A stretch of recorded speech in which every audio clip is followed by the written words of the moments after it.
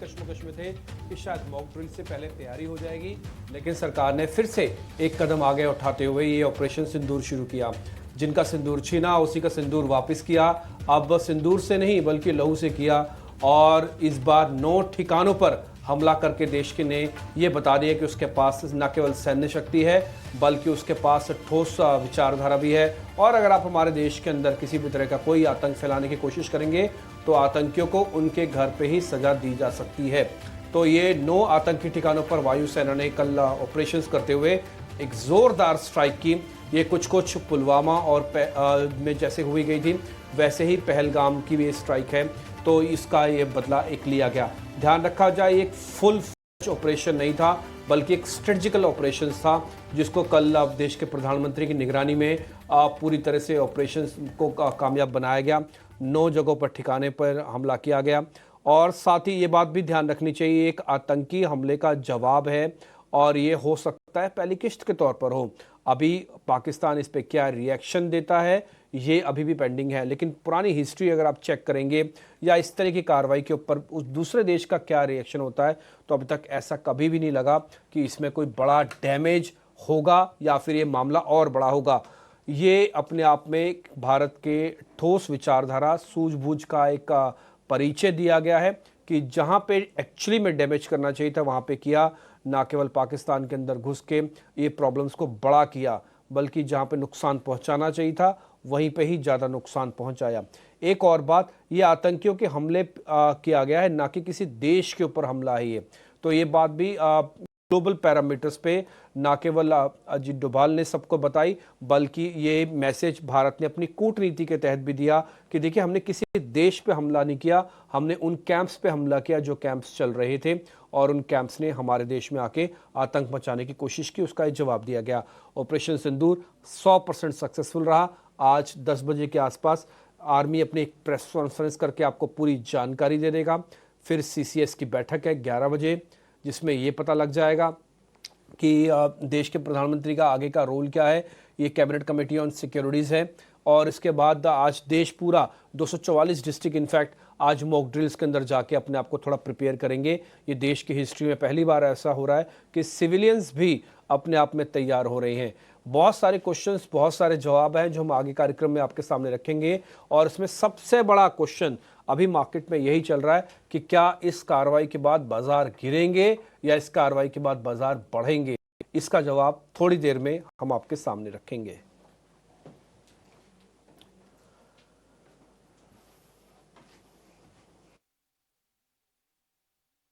चलिए, तो इस वक्त की सबसे बड़ी खबर तो ऑपरेशन सिंदूर ही है, और जैसे कि हम आपको लगातार बता रहे हैं, इससे जुड़े सारे के सारे अपडेट्स भी आप तक पहुंचाने की कोशिश करेंगे। लेकिन पहलगाम आतंकी हमले के बाद भारत ने पाकिस्तान को करारा जवाब दिया है। ऑपरेशन सिंदूर के तहत आतंकी ठिकानों का खात्मा किया गया है। भारत ने एयर स्ट्राइक कर आतंकी ठिकानों को तबाह कर दिया है। NSA डोभाल कर रहे थे इस पूरे के पूरे ऑपरेशन का नेतृत्व।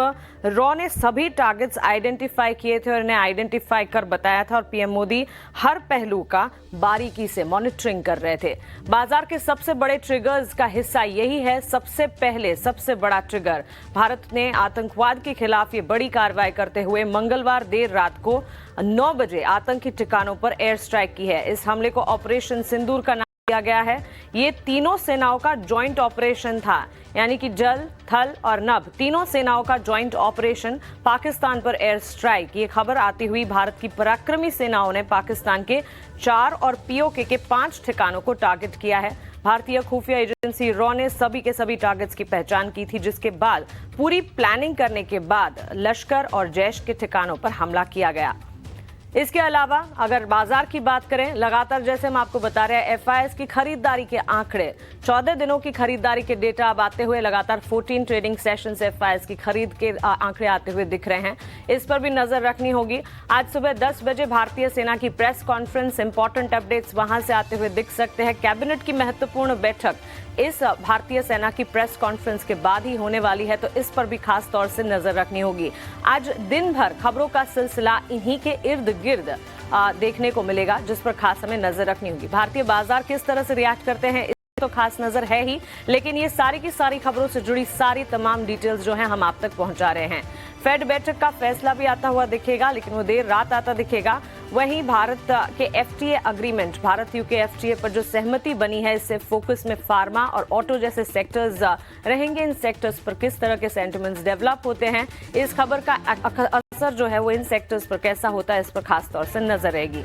So on the face of it ढेर सारी खबरें हैं जो कि आज बाजार को और देश को डाइजेस्ट करनी है, और ये सारी की सारी खबरें एक एक कर लगातार हम आप तक पहुंचाते रहेंगे। चलिए क्विकली ग्लोबल मार्केट का सेटअप कैसा है ये जान लेते हैं। इस वक्त गिफ्ट निफ्टी की तरफ से करीब 76 अंकों की बिकवाली नजर आ रही है। मिले जुले संकेत कहे जाएंगे, क्योंकि एशियाई बाजार की अगर बात करें, करीब 70 अंक गिरकर गिफ्ट निफ्टी 24,393 के आसपास ट्रेड कर रहा है। चीन और हांगकांग के बाजारों में तेजी के साथ कामकाज, वहीं जापान के बाजार 0.25% की गिरावट दिखाते हुए। बीती रात टैरिफ और ट्रेड डील को लेकर अनिश्चितताओं से अमेरिकी बाजार में भी उठापटक देखने को मिली और लगातार 2 दिनों की गिरावट का ट्रेंड वहां पर दिखा। आशीषा, ग्लोबल सेटअप ओवरऑल कैसा दिख रहा है? Good morning. Good morning Mansi. तो हाँ, ग्लोबल सेटअप एशियाई बाजारों से कोई बड़े संकेत तो नहीं, लेकिन अमेरिकी बाजारों में कल के सत्र में गिरावट दिखी। और जैसे आपने बताया, गिफ्ट निफ्टी से कमजोर ओपनिंग के संकेत, कल के सत्र में भी गिरावट थी और आज शायद वो ट्रेंड कंटिन्यू होता हुआ नजर आएगा। सबसे पहले अमेरिकी बाजारों पर नजर डालते हैं। डाउ जोन्स करीब 400 अंक फिसल कर बंद हुआ। नैस्डैक में भी 150 अंकों की गिरावट दिखी। वही S&P 500 भी करीब 1% की गिरावट के साथ बंद होता हुआ नजर आया। कई सारे इंडिविजुअल स्टॉक्स थे जहां पर गिरावट दिखी। इंडिविजुअल सेक्टर्स की बात करें तो हेल्थ केयर, इंडस्ट्रियल और IT सेक्टर में सबसे ज्यादा गिरावट अमेरिकी बाजारों में कल के सत्र में दिखी। मार्वल टेक्नोलॉजी, यहाँ पर उन्होंने अपनी इन्वेस्टर डे मीट पोस्टपोन की, जिसके बाद 6% की गिरावट के साथ स्टॉक बंद हुआ। और सुपर माइक्रोसॉफ्ट कंप्यूटर, इस स्टॉक में भी 6% की गिरावट दिखी। नतीजों के बाद मैनेजमेंट का गाइडेंस काफी कमजोर था। तो कई सारे स्टॉक स्पेसिफिक मूवर्स थे अमेरिकी बाजारों में, लेकिन सबकी नजर US फेडरल रिजर्व और FMC की बैठक पर होगी, जो कल और आज होने वाली है। आज देर रात FOMC बैठक का फैसला आता हुआ नजर आएगा और इंटरेस्ट रेट में कोई बदलाव की उम्मीद तो नहीं, लेकिन कमेंट्री क्या निकल कर आती है इंटरेस्ट रेट को लेकर, इन्फ्लेशन को लेकर, ग्रोथ को लेकर, और स्पेशली टैरिफ वॉर का किस तरह का इम्पैक्ट होगा अमेरिकन इकोनॉमी को, और इंटरेस्ट रेट पर उसका किस तरह का इम्पैक्ट होगा, उस पर सबकी नज़र रहेगी। तो जेरोम पावेल की कमेंट्री आज देर रात निकल कर आएगी, उस पर भी नज़र रहेगी। यूरोपियन बाजारों की बात करें तो यहाँ से भी मिले जुले संकेत ही निकल कर आ रहे हैं। फुट्सी सपाट बंद हुआ, लेकिन कैक और डैक्स में करीब 0.5% की गिरावट कल के सत्र में दिखी थी। इसके अलावा कमोडिटी मार्केट की बात करें तो याद रखें, ब्रेंट क्रूड $60 पर बैरल के नीचे फिसला था 2 दिन पहले। Over the weekend OPEC plus की कमेंट्री निकल कर आई थी। उन्होंने कहा कि आउटपुट बढ़ाएंगे। 4,11,000 बैरल्स पर टन का आउटपुट हाइक उन्होंने अनाउंस किया था, जिसके बाद कच्चे तेल में भारी गिरावट दिखी थी। लेकिन पिछले 2 दिनों में फिर एक बार रिकवरी वहां से निकल कर आई है और आज ब्रेंट क्रूड करीब 0.5% की तेजी के साथ कारोबार करता हुआ, और कल भी 3.5% की तेजी दिखी थी। $63 पर बैरल के आसपास ब्रेंट क्रूड अभी कारोबार कर रहा है।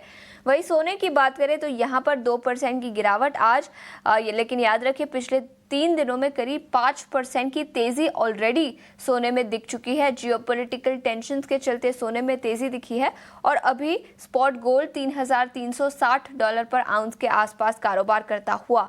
तो कमोडिटी मार्केट में अच्छा एक्शन, सोने में हल्की सी मुनाफा वसूली, लेकिन कच्चे तेल में रिकवरी। यूरोपियन बाजारों से संकेत मिले जुले, लेकिन अमेरिकी बाजार कल लाल निशान में बंद हुए थे और गिफ्ट निफ्टी से ओपनिंग के संकेत 24,350 के आसपास कारोबार करता हुआ। लेकिन एक अच्छी खबर वही है कि FIIs खरीदारी कर रहे हैं।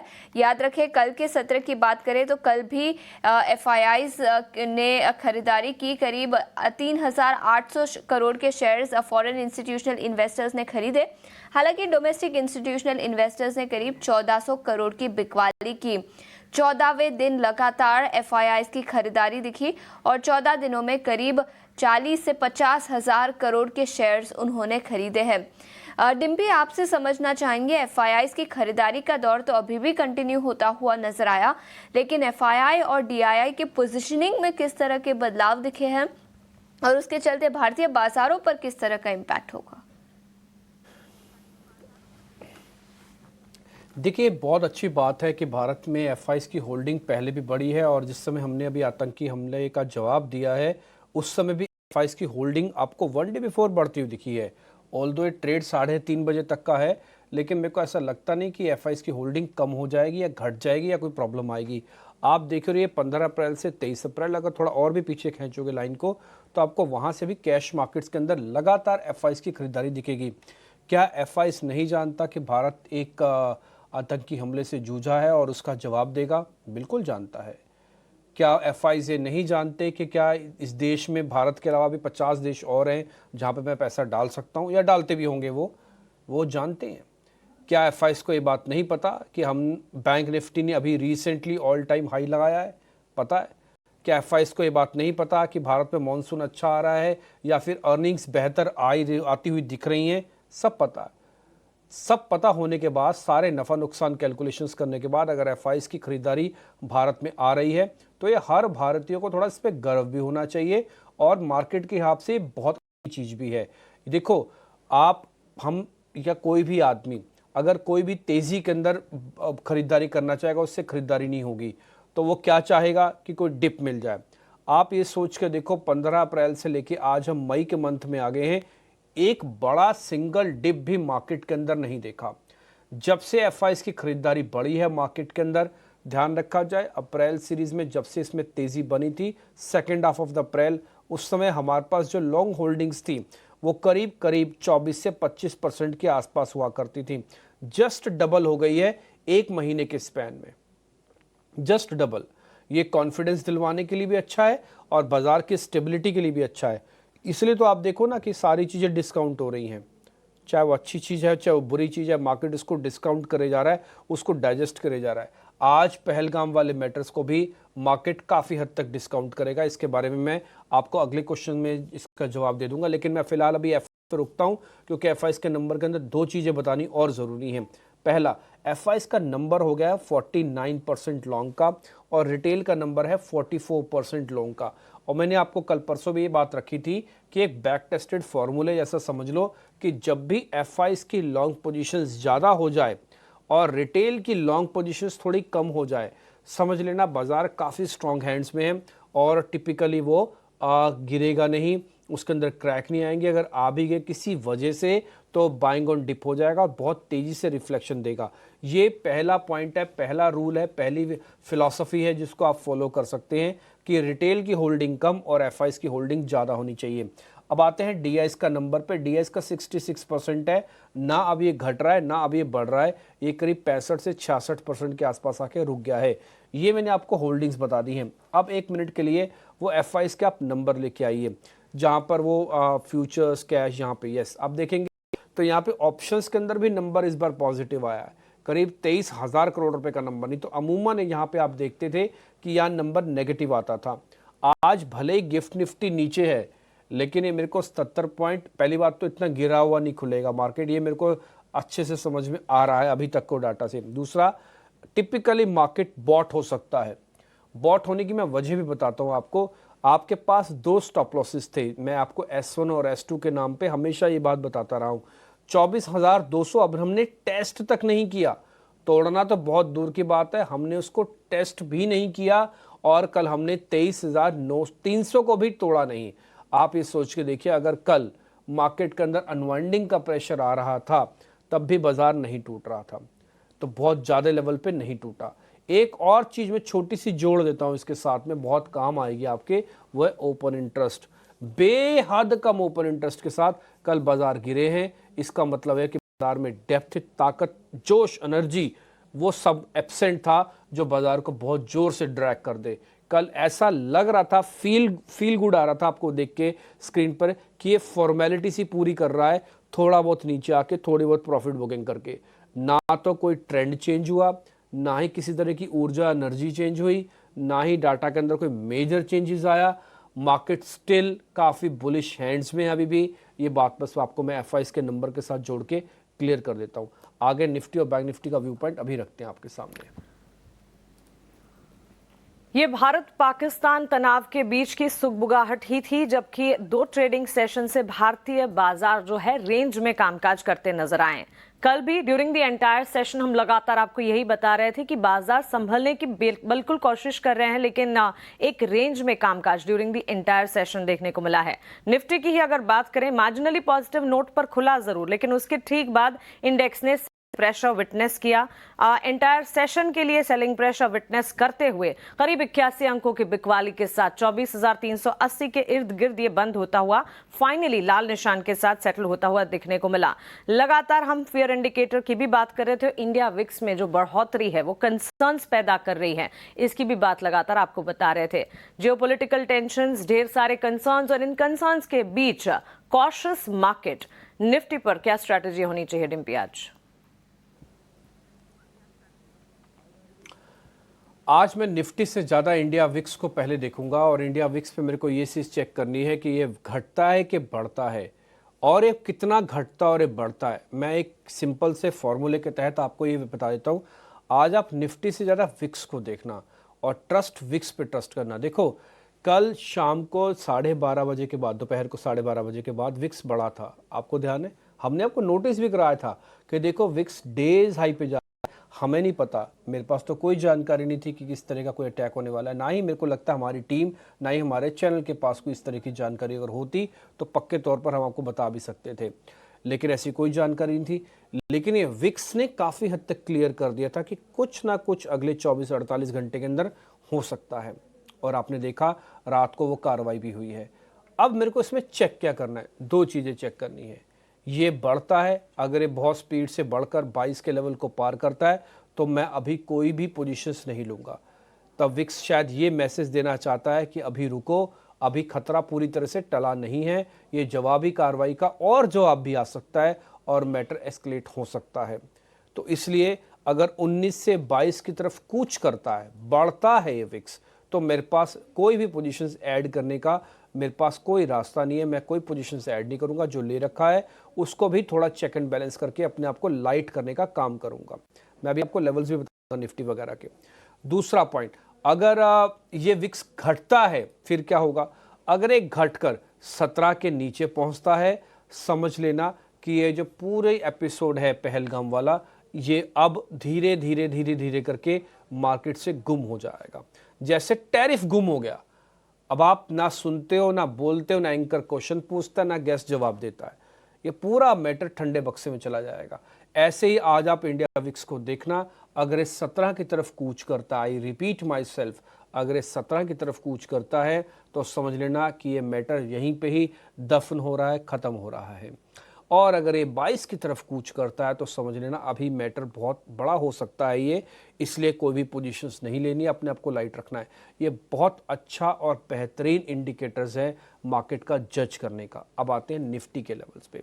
एक बार ज़रा निफ्टी स्क्रीन पे जो मैंने डाला है, एक बार आप उसको दिखाइएगा। उसको दिखाने के बाद मैं आपको लेवल्स और डेरिवेटिव पोजीशंस एक साथ क्लब कर दूंगा। निफ्टी का चार्ट अगर आप देखेंगे तो हमने जितनी भी मेहनत की है एक रेड डॉट लाइन के आसपास आके ख़त्म हो गई है। यहाँ पे स्ट्राइक भी हो गई है जो भारत को करनी थी।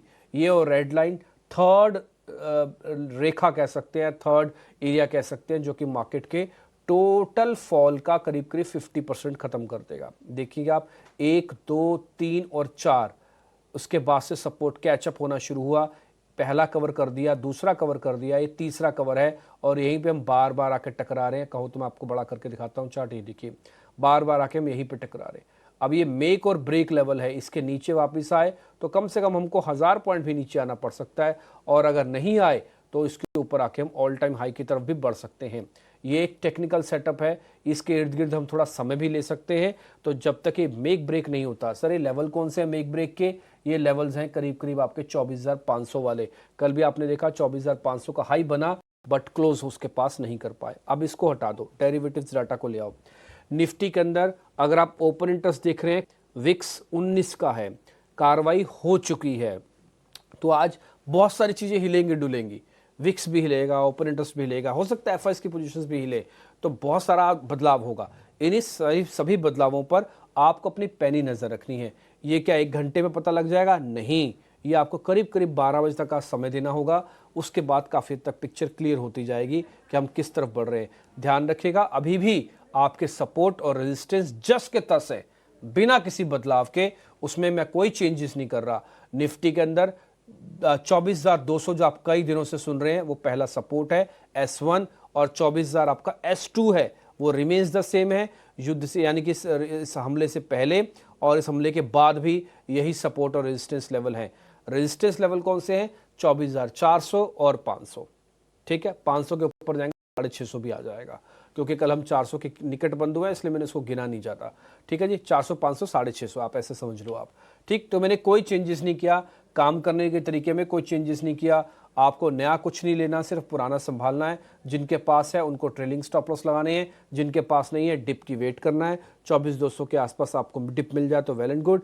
ऑप्शंस वाले प्रोफेशनली काम करना। कल भी मैंने आपको बताया था सेम पैसा गवाओगे, लेकिन लास्ट में जाते जाते पुट में भी आपको पैसा बनवा के दिया मैंने, और ये आपके सामने हमने 24,400 की पुट नोटिस करवाई थी 8 मई वाली। तो मैंने सब कुछ निफ्टी के रिगार्डिंग आपको बता दिया। और आपके मन में जो क्वेश्चन चल रहा था कि इस रिटेलिएशंस के बाद क्या बाजार में गिरावट आएगी, तो उसका जवाब है ना, नहीं। और उसको चेक करने का तरीका कौन सा है? वो है विक्स, इंडिया विक्स। उससे आप चेक करते रहिएगा। आपको मेरी या किसी और की भी जरूरत नहीं है, आप खुद को अपने आप में स्वयंभू हो, अपने आप ही जज कर लेना। इंडिया विक्स पर की नजर रहेगी, और डिम्पी का कहना है कि इस रिटेलिएटरी एक्शन के बाद इम्पैक्ट भारतीय बाजार और इक्विटी मार्केट पर नहीं दिखेगा। गिफ्ट निफ्टी से अभी भी कमजोर ओपनिंग के संकेत ही नजर आ रहे हैं, लेकिन हल्की सी कमजोरी। इसके अलावा बैंक निफ्टी की बात करें तो याद रखें कल के दिन दूसरे दिन लगातार निफ्टी बैंक में अंडर परफॉर्मेंस दिखा था। इनफैक्ट कल निफ्टी बैंक करीब 700 अंक गिरकर बंद हुआ था, 55,000 के काफी नीचे। इनफैक्ट 54,270 के लेवल्स के आसपास निफ्टी बैंक बंद होता हुआ नजर आया। तो निफ्टी बैंक में पिछले कुछ दिनों में तेजी दिखी थी, लेकिन अब सडनली अंडर परफॉर्मेंस भी नजर आ रहा है। डिम्पी, क्या ये बैंकिंग सेक्टर का अंडर परफॉर्मेंस अगले कुछ और दिनों तक दिखेगा? मैं इसका क्वेश्चन का जवाब आपको ज़रूर दूंगा, लेकिन इस बीच मेरे साथ दो खास मेहमान जुड़ रहे हैं। एक्चुअली मैं उनके साथ पहले थोड़ा कनेक्ट हो जाते हैं। शेषा, आप भी सुनिएगा। रिटायर्ड कर्नल रोहित देव मेरे साथ जुड़ रहे हैं, जो कि डिफेंस एक्सपर्ट्स के तौर पर मेरे साथ जुड़ रहे हैं, और साथ ही मिस्टर सोहेल भी हमारे साथ जुड़ रहे हैं। उनसे भी हम जरा बातचीत करेंगे, लेकिन पहले मैं रोहित जी से बात पहुंचूंगा और उनसे जरा बातचीत करूंगा। सोहेल भी हमारे साथ हैं, जो कि LOC से हमारे साथ हैं। मिस्टर सोहेल, रोहित सर, पहले तो शुक्रिया समय देने के लिए आज ET Now स्वदेश को। ये जो ऑपरेशन सिंदूर किया गया है, इसके अंदर 9 ठिकानों पर हमला किया गया, और उसके बाद जवाबी कार्रवाई के तौर पर इसको देखा जा रहा है। भारत सरकार का कहना है सक्सेसफुल हुआ है। एक बार आपका आंकलन, आपकी कैलकुलेशंस, ये 100% सक्सेसफुल हुआ है, और इसका क्या जवाब पाकिस्तान और देगा या नहीं देगा? जी, तो मैं आपके माध्यम से कल इतना बोलना चाहूँगा। फिलहाल 10 बजे तक की तो वेट करेंगे। जो मौका दिया ये पाकिस्तान ने, ये टेररिस्ट हमला करके हमारे सिविलियंस पे, तो भारत ने एक बहुत ही औपचारिक तौर पे एक स्ट्राइक की है, जिसमें हमने उनके ठिकानों को, टेररिस्ट आते थे, उस पे हमला बोला है। आप एक PIB का वो भी देखेंगे, जिसमें हमने ये मेंशन किया है कि हमने कोई एस्केलेटरी मैटर में नहीं किया, नॉन एस्केलेटरी है, और कोई भी उनके इमदादी दस्ते जो फौजी टाइप के हैं उस पर स्ट्राइक नहीं किया गया है। ये खास तौर पे इसलिए बोला गया है क्योंकि कुछ स्ट्राइक्स मुरीद के, सियालकोट, चकमरू और भावलपुर में गई हैं, जो कि पाकिस्तान का हिस्सा है, जो हमारा कश्मीर का हिस्सा नहीं है, POK का हिस्सा नहीं है। एंड जहाँ पे ये जो स्ट्राइक्स गई हैं, उनके काफी आसपास ही इनके मिलिट्री ठिकाने हैं, और ये जो 9 लोकेशंस हैं और जहाँ पे स्ट्राइक हुए हैं, वो लोकेशन कोहैबिटेट लोकेशन है, जहाँ पर कि आपको जैश, LET, टेररिस्ट ऑर्गेनाइजेशन के लोग भी मिलेंगे, और आपको ISI और पाकिस्तान आर्मी के भी लोग मिलेंगे। तो जो इनका मोबिलाइजेशन हुआ था, खास तौर पे जो इनके इमदादी दस्ते, जो टैंक वगैरह हैं आर्मर्ड वाले, ये मुरीद के और सियालकोट के जो इंक्लेव है वहां पर आए थे, और कुछ मूवमेंट हुई थी इनकी स्ट्राइक कोर की भावलपुर के एरिया में। तो ये दोनों जगह पर जो ये मूवमेंट हुई थी, वहां पे संगठन है दोनों, नीचे जैश, ऊपर लश्कर तैयबा, और साथ में इनकी पाकिस्तान की आर्मी। तो मेरे ख्याल से ये मैसेज बड़ा क्लियर गया है पाकिस्तान की आर्मी को कि ये हमारा जो एस्केलेटरी जो लैडर है उन्हें क्लाइम नहीं किया है, मिलिट्री को एक्शन नहीं लिया है, टेररिस्ट कैंप्स को स्ट्राइक किया है। अब पाकिस्तान क्या कर रहा है, हमारे सिविलियन जो हमारे लोकेशंस हैं जम्मू के ऊपर, वहां पे स्ट्राइक्स कर रहे हैं जो वो अभी तक अपने की समरी कहती आर्टिलरी है से।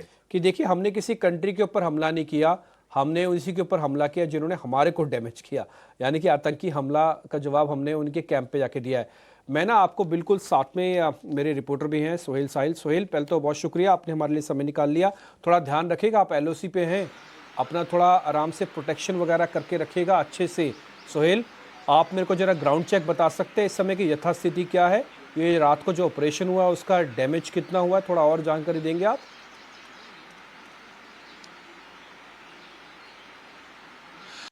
देखिए, जो ऑपरेशन सिंदूर भारतीय सेना और वायुसेना ने मिलकर अंजाम दिया, उसके तुरंत बाद ही हमने देखा कि लाइन ऑफ कंट्रोल काफी सिचुएशन जो है वो टेंस हुई और शेलिंग शुरू हुई लाइन ऑफ कंट्रोल के तमाम इलाकों में, खासतौर पर जो कुपवारा और उरी सेक्टर है। हम इस वक्त उरी सेक्टर से रिपोर्ट कर रहे हैं और सामने मैं अपने सहयोगी शफी को कहूंगा ये आपको ये एक्सक्लूसिव तस्वीरें दिखाएं। आगे जो आपको पहाड़ियां दिख रही हैं ये हाजीपीर सेक्टर है। 1965 की लड़ाई में भारतीय सेना ने इस पूरे इलाके को कब्जा किया था, लेकिन एक साल बाद जो है फिर छोड़ दिया था, क्योंकि उस वक्त की सरकार के कहने पर ताक्शन समझौता हुआ था। इसी लाइन ऑफ कंट्रोल पर अब जो है ऑपरेशन सिंदूर के बाद जो है लगातार शेलिंग हो रही है, गोलाबारी हो रही है। 3 लोगों की अब तक जान जा चुकी है इस शेलिंग की वजह से। जो आम नागरिक है, इसमें एक महिला भी शामिल है, और सलामाबाद उरी में 5 और लोग जो है वो घायल हुए हैं। अब तक घर जो है वो पूरी तरीके से खत्म हुए हैं। जो पाकिस्तानी सेना ने उनको टारगेट किया, उनपे गोले चलाए। सलामाबाद उरी में 3 घर और इसी तरह से करना, कुपवारा और टंगडार का जो लाइन ऑफ कंट्रोल का इलाका है, अब तक 10 घर जो है इस शेलिंग की वजह से प्रभावित हुए हैं, पूरी तरीके से जो वो खत्म हुए हैं। सिचुएशन काफी टेंस बनी हुई है और पिछले कई दिनों से लगातार हम इन एरिया से रिपोर्ट कर रहे थे और हम लगातार देख रहे थे कि यहाँ तैयारियां भी हो रही थी। जैसे ऑपरेशन सिंदूर हुआ उसके तुरंत बाद जो शेलिंग हुई, गोलाबारी हुई, उसके तुरंत बाद ही लोगों ने जो है अपने घरों को छोड़ दिया और वो जो अंडरग्राउंड बंकर्स है वहां पे आ गए, अपने जो सुरक्षित ठिकाने हैं उन पे। साहिल, मेरे को छोटा सा आप ये पॉइंट बताएंगे, इस समय सिविलियंस का जो प्रोटेक्शन है वो पे पूरी हुई है और सेना पूरी तरह से मुस्तैद है इस बॉर्डर लाइन पे, और मेरे को ये बताइएगा कि इस समय भारत सरकार की तरफ से क्या हिदायत दी गई है उस एरिया?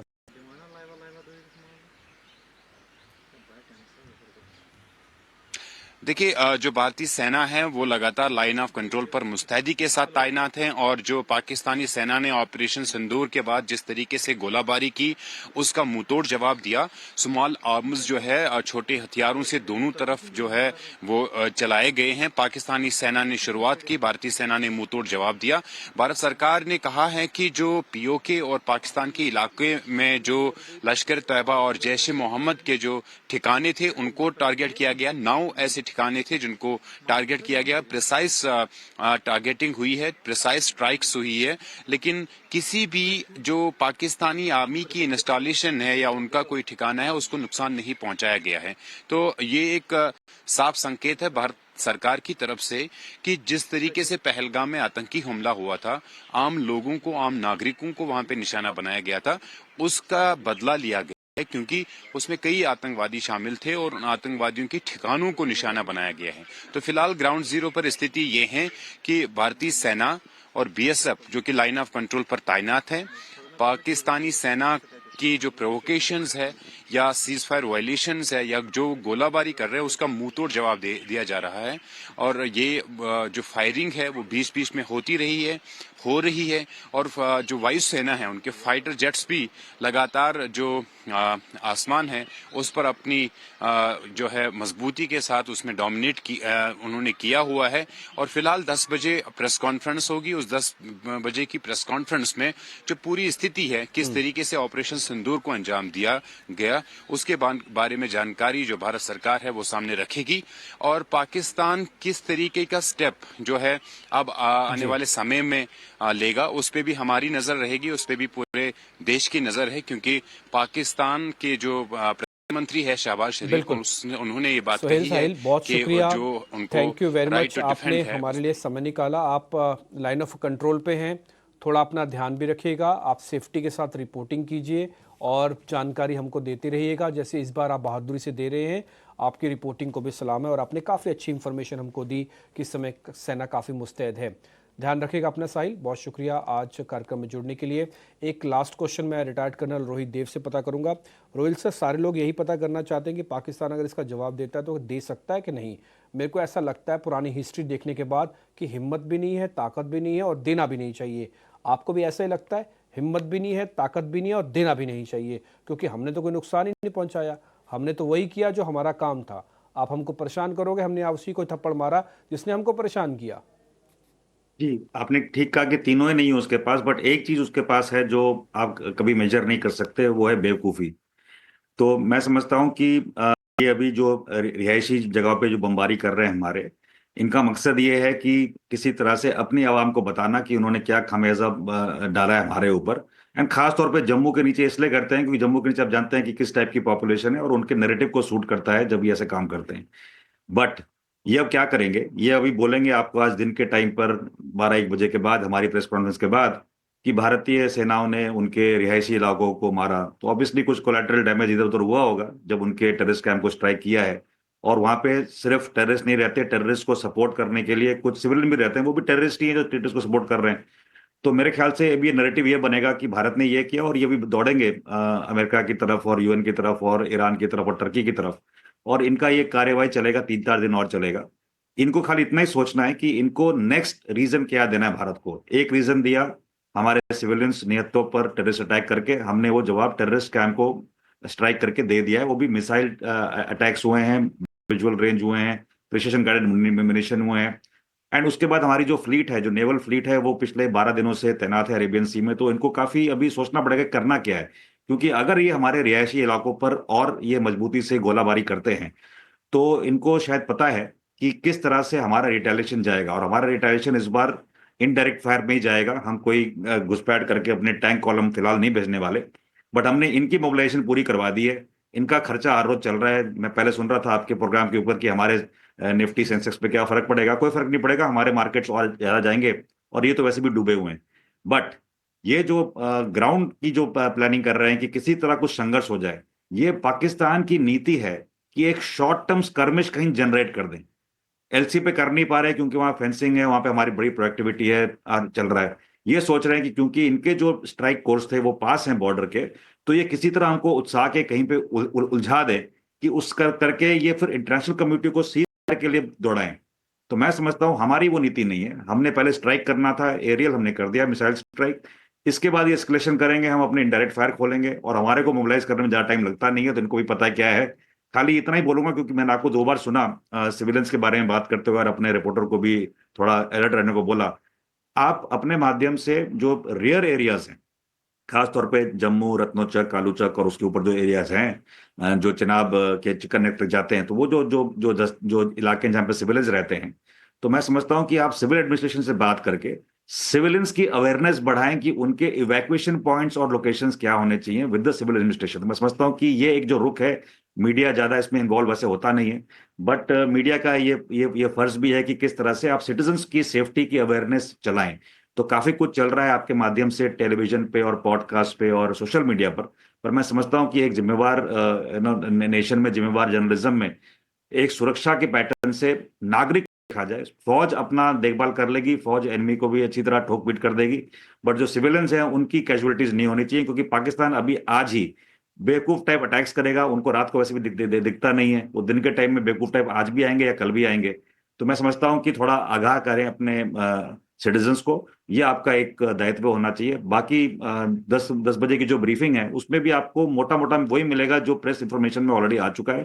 थोड़ी उसकी व्याख्या बढ़ाई जाएगी कि कम से कम ये संतुष्टि हो देश के नागरिकों को, क्योंकि ये एक तरीके से मिलिट्री ब्रीफिंग होगी, उसमें एमए भी है मेरे ख्याल से, जहां तक मेरी सूचना है। और ये बहुत ही बड़ी बात है, क्योंकि एक सुनियोजित तरीके से जियोपॉलिटिकल पोस्चरिंग और मिलिट्री एक्शन हुआ है।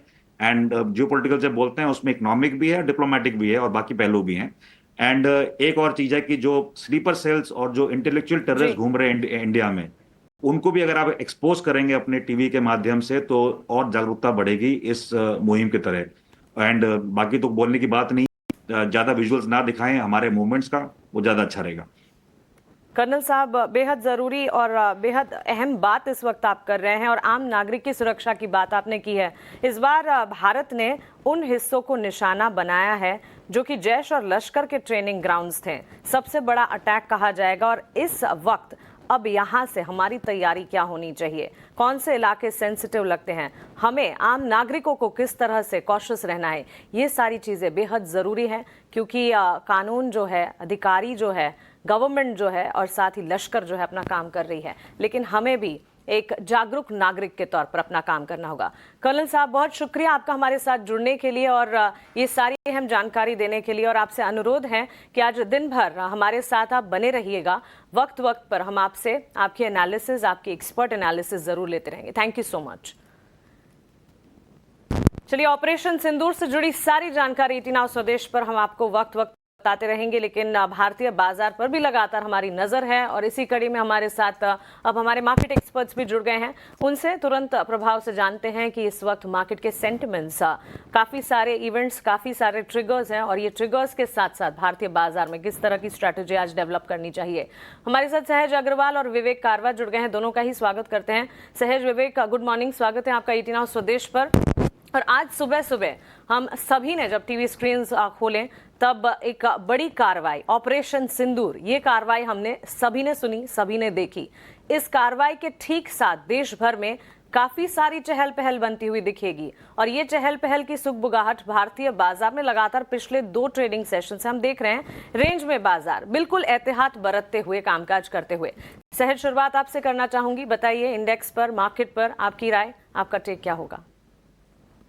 जी, सबसे पहले नमस्कार सभी व्यूअर्स को। सो आई थिंक कहीं एक एक्सपेक्टेड था कि ऐसा कुछ होगा, अपन कब होगा ऑब्वियसली वो हमें नहीं पता चलता है। अब जबकि ये हो चुका है, आपका इसके प्री इंडिकेशंस ये थे कि 3-4 दिन से इंडिया विक्स आपका थोड़ा एलिवेटेड चल रहा था, मार्केट में थोड़ी सी एक स्टैग्नेशन आ गई थी और एक रेंज बाउंड मूवमेंट आ रखा है। सो मुझे लग रहा है कि निफ्टी के पर्सपेक्टिव से यदि बात करूं तो मैं 24,200 एक काफी क्रिटिकल लेवल है जो शॉर्ट टर्म बेसिस पे मार्केट ने, निफ्टी 50 ने बनाया है। ये लेवल और ऊपर की तरफ में रेजिस्टेंस की यदि हम देखें तो 24,500 को मार्केट क्रॉस नहीं कर पा रहा है। तो ओवरऑल मुझे लग रहा है ये रेंज में ही रहेगा क्योंकि आपकी वोलेटिलिटी ये एक रिस्क को एक्सपेक्ट करी थी और वो इवेंट हो चुका है। मेरे हिसाब से आज आपका वोलेटिलिटी में थोड़ा सा कोलैप्स आ सकता है, मार्केट हल्का सा करेक्ट करके दोबारा ये रेंज में ही रहेगा। I think as a technical trader मैं 24,200 को काफी इंपॉर्टेंस दूंगा। यदि वो लेवल ब्रीच करता है तो शायद फिर डाउन साइड में थोड़ा सा इंक्रीज हो सकता है रिस्क 23,800 की तरफ। उसकी पॉसिबिलिटी ओवरऑल अभी कम लग रही है। ये तो आपका शॉर्ट टर्म व्यू हो गया। मीडियम टर्म व्यू में अभी भी यही ध्यान है कि हम एक ट्रेडिंग मार्केट में है, ट्रेंडिंग मार्केट में नहीं है। कंसोलिडेशन, वोलेटिलिटी थोड़ी बहुत रहने वाली है और सेक्टर रोटेशन बहुत होना जरूरी है। जैसे बैंक निफ्टी की भी बात करें तो बैंक निफ्टी जो काफी रैली किया था उसने पिछले 3-4 दिन में अंडर परफॉर्म किया है, जबकि बाकी सेक्टर्स में हल्की हल्की सी हमें तेजी दिख रही है। वहां से यदि हमें थोड़ा ज्यादा सपोर्ट मिले तो हम एक उसको एक इंडिकेशन ले सकते हैं कि नहीं, ये मार्केट अभी भी हेल्दी पोजीशन में है और ऊपर में 24,900, 25,000 की तरफ जाने की क्षमता रखता है। तो वैल्यू बाइंग और जो अंडर परफॉर्मिंग सेक्टर्स हैं उन पे मेरे हिसाब से ध्यान रखना चाहिए और निफ्टी में लेवल बेस्ड ट्रेडिंग करें जहां पे 24,200 फिलहाल के लिए काफी क्रिटिकल सपोर्ट।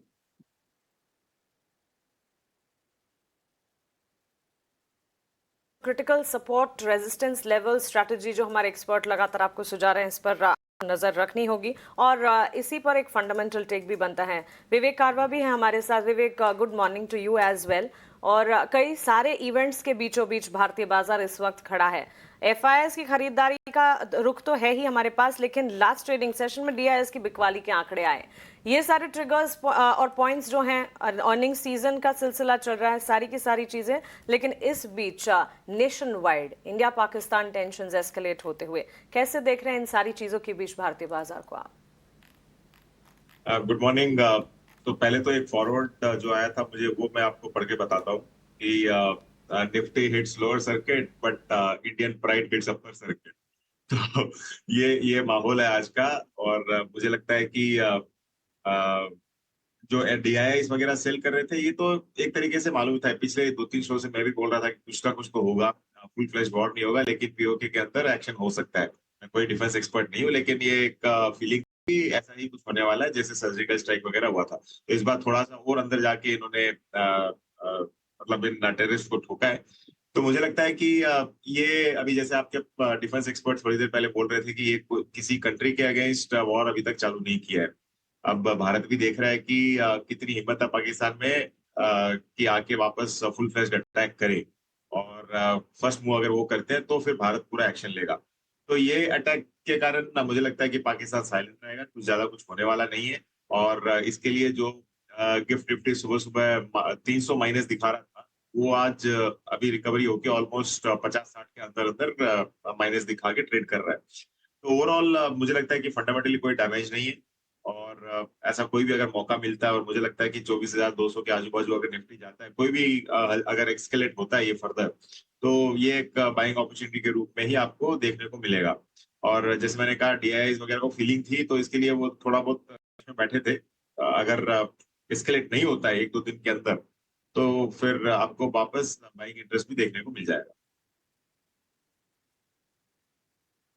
रिया इंडेक्स लेवल पर, लेकिन सहज आपके पास आना चाहूंगी, आपके ट्रेड्स कौन से होंगे आज सुबह? जी, तो यहाँ पे क्योंकि मार्केट की वोलेटिलिटी इतनी बढ़ी हुई है, मैं वैल्यू अपॉर्चुनिटीज में ज्यादा थोड़ा बायस्ड हूँ। उसका लॉजिक ये है कि आपका एक फंडामेंटल वैल्यू है स्टॉक में, ट्रेंडिंग सपोर्ट लेवल है, तो ऑटोमेटिकली आपका risk mitigation, risk management, minimization हो जाता है। तो ये पॉइंट्स को ध्यान में रखते हुए पहला स्टॉक जो मुझे अच्छा लग रहा है वो है जेबी केमिकल्स एंड फार्मा। इसका सपोर्ट बहुत ही बेहतरीन 1385 पे है, और फिलहाल 1510 के आसपास ये स्टॉक ट्रेड कर रहा है। ऊपर की तरफ में 1700-1800 तक का इसमें पोटेंशियल है। चेकलिस्ट वाइज हर एक पैरामीटर इसमें अच्छा लग रहा है, और करंट वोलेटिलिटी में ऐसी अपॉर्चुनिटीज पे हमारा थोड़ा जोर रहेगा। तो पहला स्टॉक है जेबी केम एंड फार्मा, और दूसरी स्टॉक है वो थोड़ा सा एक ट्रेडिंग रिवर्सल रिस्क, मैं कहूंगा एक कैलकुलेटेड रिस्क लेने का मैं सजेस्ट करूंगा, जो है एमएनएम फाइनेंशियल्स। स्टॉक अभी आपका 200 एंड 250-60 के बीच में चल रहा है। 235 का बहुत बड़ा सपोर्ट है इस स्टॉक का, और ऊपर की तरफ में 300 तक की क्षमता रखता है ये। तो 235 का एक बहुत ही क्रिटिकल ट्रेंड सपोर्ट है, तो उसके नीचे जब तक क्लोजिंग नहीं देता है, एक reversal opportunity as a discipline trader मैं एडवाइस करूंगा। तो सेकंड मेरा ट्रेड एमएनएम फाइनेंशियल्स का रहेगा। पर खरीदारी की राय 235 के स्टॉप लॉस के साथ 300 तक के लेवल्स नजर आ सकते हैं। और इसके अलावा जेबी केमिकल एंड फार्मास्यूटिकल स्टॉक पर भी सहज जी ने खरीदारी की राय दी है। तो दो स्टॉक एमएनएम फाइनेंशियल और जेबी केमिकल 1700 के साथ 1385 के स्टॉप लॉस के साथ 1700 तक का टारगेट यहां पर नजर आ सकता है। विवेक, क्या आप कोई सेक्टोरल या स्टॉक पिक्स देना चाहेंगे आज? देखिए, खाली 1-2 दिन जैसे मैंने कहा था कि क्या होता आगे चल के, आप अगर वेट करके देखते हो तो बेटर रहेगा, पहली चीज। और जो पिछले 2-3 दिन में थोड़ा सा वॉलेटिलिटी देखने को मिला था, वो सेक्टर है फार्मा। फार्मा पे मेरी नजर रहेगी, और मुझे लगता है कि जो जिस कंपनी जो कंपनी का प्लांट्स यूएस में है, वो कंपनीज यहाँ पे आपको बेनिफिट करते हुए दिखेगी। और उसमें जैसे 1-2 कंपनी है, सीडीएमओ प्लेयर्स है, वो कंपनीज आपको, तो मेरा फर्स्ट चॉइस रहेगा फार्मा। और लेकिन उसमें भी मैं खाली आज तो रुक के देखना चाहूंगा कि ये आगे एस्केलेट होता है कि नहीं होता है, क्योंकि बाई चांस एस्केलेशन होता है कोई भी 1% भी, तो आपको 400 पॉइंट का फॉल आराम से देखने को मिल सकता है। तो वो एक बहुत अच्छी बाइंग अपॉर्चुनिटी रहेगी। तो आज आपके पास अगर पैसा है तो थोड़ा सा वेट करो, और मुझे लगता है कि ज्यादातर इन्वेस्टर्स यही करने वाले हैं, और बाइंग इंटरेस्ट कम रहेगा आज, और इसके लिए हो सकता है कि मार्केट थोड़ा सा प्रेशर में रहे।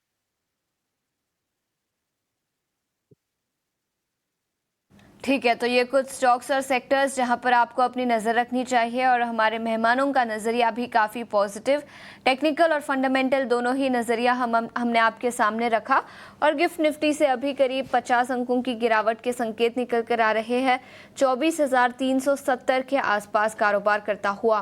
लेकिन याद रखें नतीजे कई सारे कल मार्केट आवर्स के बाद आए, किस तरह का रिएक्शन दिखेगा उन स्टॉक्स पर, नतीजे कैसे रहे। इसके अलावा भी खबरों के दम पर कई सारे और स्टॉक्स फोकस में रहेंगे। इंडिया यूके के बीच FTA अग्रीमेंट हुई है तो उसके चलते कई स्टॉक्स फोकस में रहेंगे। पूरी डिटेल्स के साथ हमारे साथ शरद जुड़ चुके हैं। लेकिन शरद, सबसे पहले नतीजों से शुरुआत करते हैं। कौन सी कंपनियों के नतीजे आए और किस तरह के रहे वो नतीजे? ये बिल्कुल अच्छे नतीजे से शुरुआत करते हैं आशीष। सबसे पहले बात करें तो KI इंडस्ट्रीज़ के नतीजे बहुत स्ट्रांग आए हैं। वायर केबल के कंपनीज़ के नंबर्स, पॉलीकैब के भी अच्छे आए थे और आप स्क्रीन पे देख सकते हैं मोमेंटम बहुत अच्छा बन रहा है। HPCL के भी अच्छे नतीजे आए हैं। ओवरऑल EBITDA में जो है आप थोड़ी सी गिरावट आई है, लेकिन पैट में 34% का ग्रोथ आया है, अनुमान से बेहतर नतीजे हैं। वही BSE की बात करें तो बहुत स्ट्रॉन्ग सेट ऑफ नंबर्स आए हैं। ऑपरेशनली भी इनके मार्केट शेयर गेंस बहुत सारे सेगमेंट्स हुए हैं, तो BSE के भी नतीजे स्ट्रॉन्ग आए हैं। MGL की बात करें तो यहाँ पे लगभग 250 बेसिस पॉइंट्स का सीक्वेंशियल ग्रोथ आया है और largely strong set of numbers जो है MGL से भी देखने मिली है। पिरामल एंटरप्राइजेज यहाँ पे कमज़ोर नतीजे आए हैं। स्क्रीन पे देखिए नेट इंटरेस्ट इनकम और कंपनी जो है मुनाफे से घाटे में भी आई है। आधार हाउसिंग फाइनेंस लगातार अच्छी ग्रोथ आ रही है। NI पैट दोनों ही 20% के ऊपर ग्रोथ दिखा रहे हैं। पेटीएम के लेकिन मिले जुले नतीजे आए हैं। रेवेन्यू एस्टिमेट से कम आया, लेकिन एडजस्टेड ESOP वाला EBITDA नंबर है वो लगभग आप कह सकते हैं 80 करोड़ के ऊपर आया है, जिसमें UPI इंसेंटिव भी शामिल है, लेकिन मिक्स सेट ऑफ नंबर्स है, कुछ खास नहीं। गोदरेज कंज्यूमर की बात करें तो यहाँ पे भी मिले जुले नतीजे आपको देखने मिल रहे हैं। लेकिन चलिए कुछ स्टॉक इम्पैक्ट भी बता देते हैं। लार्जली खबरों वाले शेयर्स में UK इंडिया ट्रेड के जो इम्पैक्ट हुए हैं FTA, उसके पॉजिटिव रिएक्शंस देखने मिल सकते हैं। यूनाइटेड स्पिरिट्स खास करके 150% जो इंपोर्ट ड्यूटी है वो घट गया है और जिन में भी जो है 75% की गिरावट आई है। लेकिन कुछ डोमेस्टिक प्लेयर्स के लिए जो है प्रेशर आ सकता है, जैसे कि रैडिको खैतान और ग्लोबल स्पिरिट्स। IT स्टॉक्स पे भी नज़र रखिएगा। इम्प्रूव्ड मोबिलिटी देखने मिल सकता है इंडियन प्रोफेशनल्स का भारत और UK में, तो एक टाइप से मास्टेक, इक्लर्क जैसे स्टॉक्स पे जो है एक बुलिश नज़रिया भी बनता है। वेल्सपन इंडिया, रेमंड, इन स्टॉक्स पे भी नज़र रखिएगा। कुछ टैरिफ्स हैं जो इंडियन टेक्सटाइल्स पे एलिमिनेट हो गए हैं। इसके अलावा टाइटन, वेबल ग्लोबल जैसे कंपनीज़ पे याद रखिएगा, जहाँ पे एक्सपोर्ट्स भी जो है ईजियर हो गए हैं डायमंड और ज्वेलरी एक्सपोर्ट्स को लेके। आपके फार्मा स्टॉक्स में भी रेगुलेटरी अप्रूवल जेनरिक ड्रग्स के लिए उसमें भी सुधार आया है। वही टैरिफ कंसेशन मिल रहे भारत के चाय, स्पाइसेस और रेडी टू ईट प्रोडक्ट्स को लेके, जिस तरह LT foods, KRBL, ITC, Avanti feeds आपके नज़र में होनी चाहिए। तो फार्मा हो गया, खाने का हो गया। अब ऑटो की भी बात कर लेते हैं। JLR का एक पॉजिटिव न्यूज़ फ्लो भी है कि बोर्ड ने, शेयर होल्डर्स ने अप्रूवल दिया है CV बिजनेस के स्पिन ऑफ का, और कुछ टैक्स रिलीफ भी आने वाले ऑटो पार्ट्स में, तो इन स्टॉक्स पे भी नज़र रखिएगा। L&T थर्मैक्स, यहाँ पे UK इंफ्रा से जो डिमांड बढ़ सकती है, वही कुछ लोअर टैक्सेस फुटवेयर स्टॉक्स में भी आपको देखने मिल सकता है। और आखिर में ऑफकोर्स जो डिवाइसेज है मेडिकल के, उस पर भी फ़ायदा आ सकता है। तो ये हम स्टॉक्स है जिसकी आपकी नज़र होनी चाहिए, खास करके इंडिया और UK की FTA के ऊपर, और यहाँ पे मोमेंटम देखने मिल सकता है। बिल्कुल, तो कई सारे स्टॉक्स जो US FTA इंडिया और UK के बीच जो FTA हुई है उसके चलते फोकस में रहेंगे और नतीजों के दम पर भी कई सारे स्टॉक्स फोकस में रहेंगे। दो बड़ी ब्रोकरेज रिपोर्ट्स आज निकल कर आई है, सबसे पहले उस पर नजर डाल लेते हैं। बैंक ऑफ बड़ौदा पर नोमुरा की रिपोर्ट है, जहां पर उन्होंने खरीदारी की राय बरकरार रखी है। 265 रुपए प्रति शेयर का उन्होंने लक्ष्य रखा है। याद रखें बैंक ऑफ बड़ौदा के नतीजे कल मार्केट आवर्स में आए थे और करीब 13% स्टॉक गिरकर बंद हुआ था। नतीजे काफी कमजोर रहे थे। नेट इंटरेस्ट मार्जिन में कमजोरी दिखी। लोन और डिपॉजिट ग्रोथ हालांकि अच्छा था, 5% का quarter on quarter growth bank ने रिपोर्ट किया, लेकिन नोमुरा का मानना है कि नेट इंटरेस्ट मार्जिन अगले कुछ क्वार्टर्स तक अभी भी कमजोर रह सकते हैं। रेपो रेट कट का कुछ इम्पैक्ट होगा, जिसके चलते नेट इंटरेस्ट मार्जिन पर अगले कुछ क्वार्टर्स तक इम्पैक्ट दिखेगा। उन्होंने खरीदारी की राय बरकरार रखी है और 265 रुपए प्रति शेयर का लक्ष्य रखा है। इसके अलावा KEI इंडस्ट्रीज, इसके भी नतीजे आए थे। नतीजों के बाद नुवामा की रिपोर्ट है। खरीदारी की राय 4010 रुपए प्रति शेयर का लक्ष्य। उनका मानना है कि केवर्स बायर्स सेगमेंट में जो कंपनी के पेयर्स है उसके कंपैरिजन में कंपनी का परफॉर्मेंस काफ़ी अच्छा रहा है, आउट परफॉर्म किया है KEI इंडस्ट्रीज ने, और उनका मानना है कि अच्छे ग्रोथ के चलते स्टॉक में भी अपटिक दिखेगा, जिसके चलते उन्होंने खरीदारी की राय और 4010 रुपए प्रति शेयर का लक्ष्य बरकरार रखा है। तो दोनों ही स्टॉक्स ब्रोकरेज रिपोर्ट्स के दम पर आज फोकस में रहेंगे। इन सभी स्टॉक्स पर एक टेक्निकल नजरिया लेंगे एक छोटे से ब्रेक के बाद। बने रहिए हमारे साथ।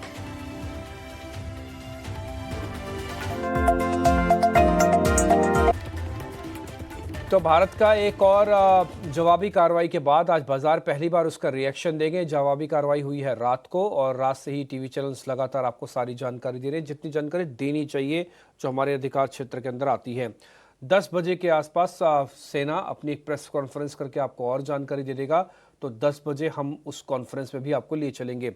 लेकिन फिलहाल तो सहज अग्रवाल मेरे साथ हैं, विवेक कारवा हैं, जो हमको गाइड कर रहे हैं कि आज मार्केट्स में क्या किया जाना चाहिए। हमने बहुत सारे क्वेश्चंस पूछे हैं, बहुत सारे क्वेश्चंस पूछेंगे ताकि आपको पूरी इंटेलिजेंस उनकी मिल पाए। सहज, एक शेयर जरा आप चेक करना, बाटा इंडिया, ये आपको कितना बढ़िया, कितना ट्रेड लायक लग रहा है। मैंने इसका कनेक्शन जो FTA हो रहा है, फ्री ट्रेड एग्रीमेंट यूके के साथ, उसको एक बेनिफिशियरी मानता हूँ, इसलिए बाटा के बारे में पूछ रहा हूँ। जरा आप टेक्निकली चेक करके बता दीजिए इसको। टेक्निकली यदि मैं थोड़े बड़े पैमाने पे स्टॉक को देखता हूँ मंथली चार्ट पे, तो अगेन ये एक लोअर टॉप और लोअर बॉटम का स्ट्रक्चर बनाता हुआ नजर आ रहा है। और प्राइस वाइज यदि देखेंगे तो ये अभी आपके कोविड के टाइम 2020 के लोज के आसपास ट्रेड कर रहा है। आई थिंक वैल्यू अपॉर्चुनिटी तो काफी क्लासिक है। एज एन इन्वेस्टर तो 100% मैं इसमें इंटरेस्ट दिखाऊंगा और मुझे लग रहा है कि यहाँ पे यदि आप बाय करते हैं तो आपका एक तो डाउनसाइड रिस्क काफी कम है और अपसाइड की अपॉर्चुनिटी काफी ओपन है। सो इन्वेस्टमेंट पर्सपेक्टिव से जी हाँ, मैं इसमें श्योरली इंटरेस्टेड हूँ। पर ट्रेडिंग पर्सपेक्टिव की बात करें तो एज ए ट्रेडर मुझे मोमेंटम चाहिए, और मोमेंटम मेरे हिसाब से इसमें 1255 के ऊपर आने की पॉसिबिलिटी है, क्योंकि वहां पे डबल टॉप बना के इसने वो लेवल क्रॉस नहीं कर पाया है। तो 1255 पर एज ए ट्रेडर, बस एज एन इन्वेस्टर इस पॉइंट ऑफ टाइम पे श्योरली ये आपके इन्वेस्टमेंट रडार में स्टॉक होना चाहिए। इन्वेस्टमेंट्स के लिए होना चाहिए। आप कह रहे हैं कि भाव और भावना दोनों से शेयर ठीक लग रहा है, तो बाटा इंडिया आपकी लिस्ट में होना चाहिए। बट इन्वेस्टमेंट्स के लिए फिलहाल जल्दबाजी ना भी कीजिएगा। 250 रुपये ऊपर नीचे भी हो जाए तो कोई फर्क नहीं पड़ रहा। आप इन्वेस्टर हैं, इन्वेस्टर के व्यू पॉइंट से ही सोचिएगा। सहज, जरा जल्दी जल्दी जवाब दीजिएगा, क्योंकि 2 क्वेश्चन मेरे को आपसे और भी पता करने हैं। जल्दी जवाब देंगे तो ज़्यादा क्वेश्चन पता कर पाऊंगा। एक बायोकॉन, कल इसकी क्लोजिंग अच्छी हुई है, F&O में भी ठीक बंद हुआ है, ये भी बेनिफिशियरी है यूके FTA का। एक बार जरा बायोकॉन को भी चेक कर लो सर आप। जी, तो बायोकॉन 300 और 350-55 के रेंज में काफी टाइम से ट्रेड कर रहा है। इनफैक्ट हमारा एक रिकमेंडेशन भी था आई थिंक लास्ट वीक के स्टॉक पे आप ही के चैनल पर। 355 तक का एक शॉर्ट टर्म ट्रेडिंग टारगेट ले सकते हैं, उसके ऊपर इसमें ब्रेकआउट आने की चांस है, जिसके बाद में लंबा मूव दे सकता है। तो फिलहाल के लिए शॉर्ट टर्म बेसिस पर 355 तक का ट्रेडिंग कीजिए, और नीचे में सपोर्ट आप 325 का रख सकते हैं। चलिए, तो बिल्कुल बायोकॉन पर ये एक टेक इस वक्त मिलता हुआ अभी FTA अग्रीमेंट को लेकर बाटा पर तो एक टेक लिया ही, लेकिन फंडामेंटल नजरिया भी, बिकॉज कई सारे सेक्टर्स हैं जो कि इस इंडिया यूके ट्रेड डील से इम्पैक्ट करते हुए नजर आएंगे। भारत और यूके के बीच फ्री ट्रेड अग्रीमेंट पर सहमति तो बनी है, और विवेक, अंदाजा ये लगाया जा रहा है कि इसके चलते फार्मा, ऑटो, लिकर, IT और साथ ही फुटवेयर शेयरों पर नजर रहेगी। इन सेक्टर्स में से किसी सेक्टर पर अब अगर आपकी एनालिसिस है और अगर आप कोई फंडामेंटल टेक देना चाहें।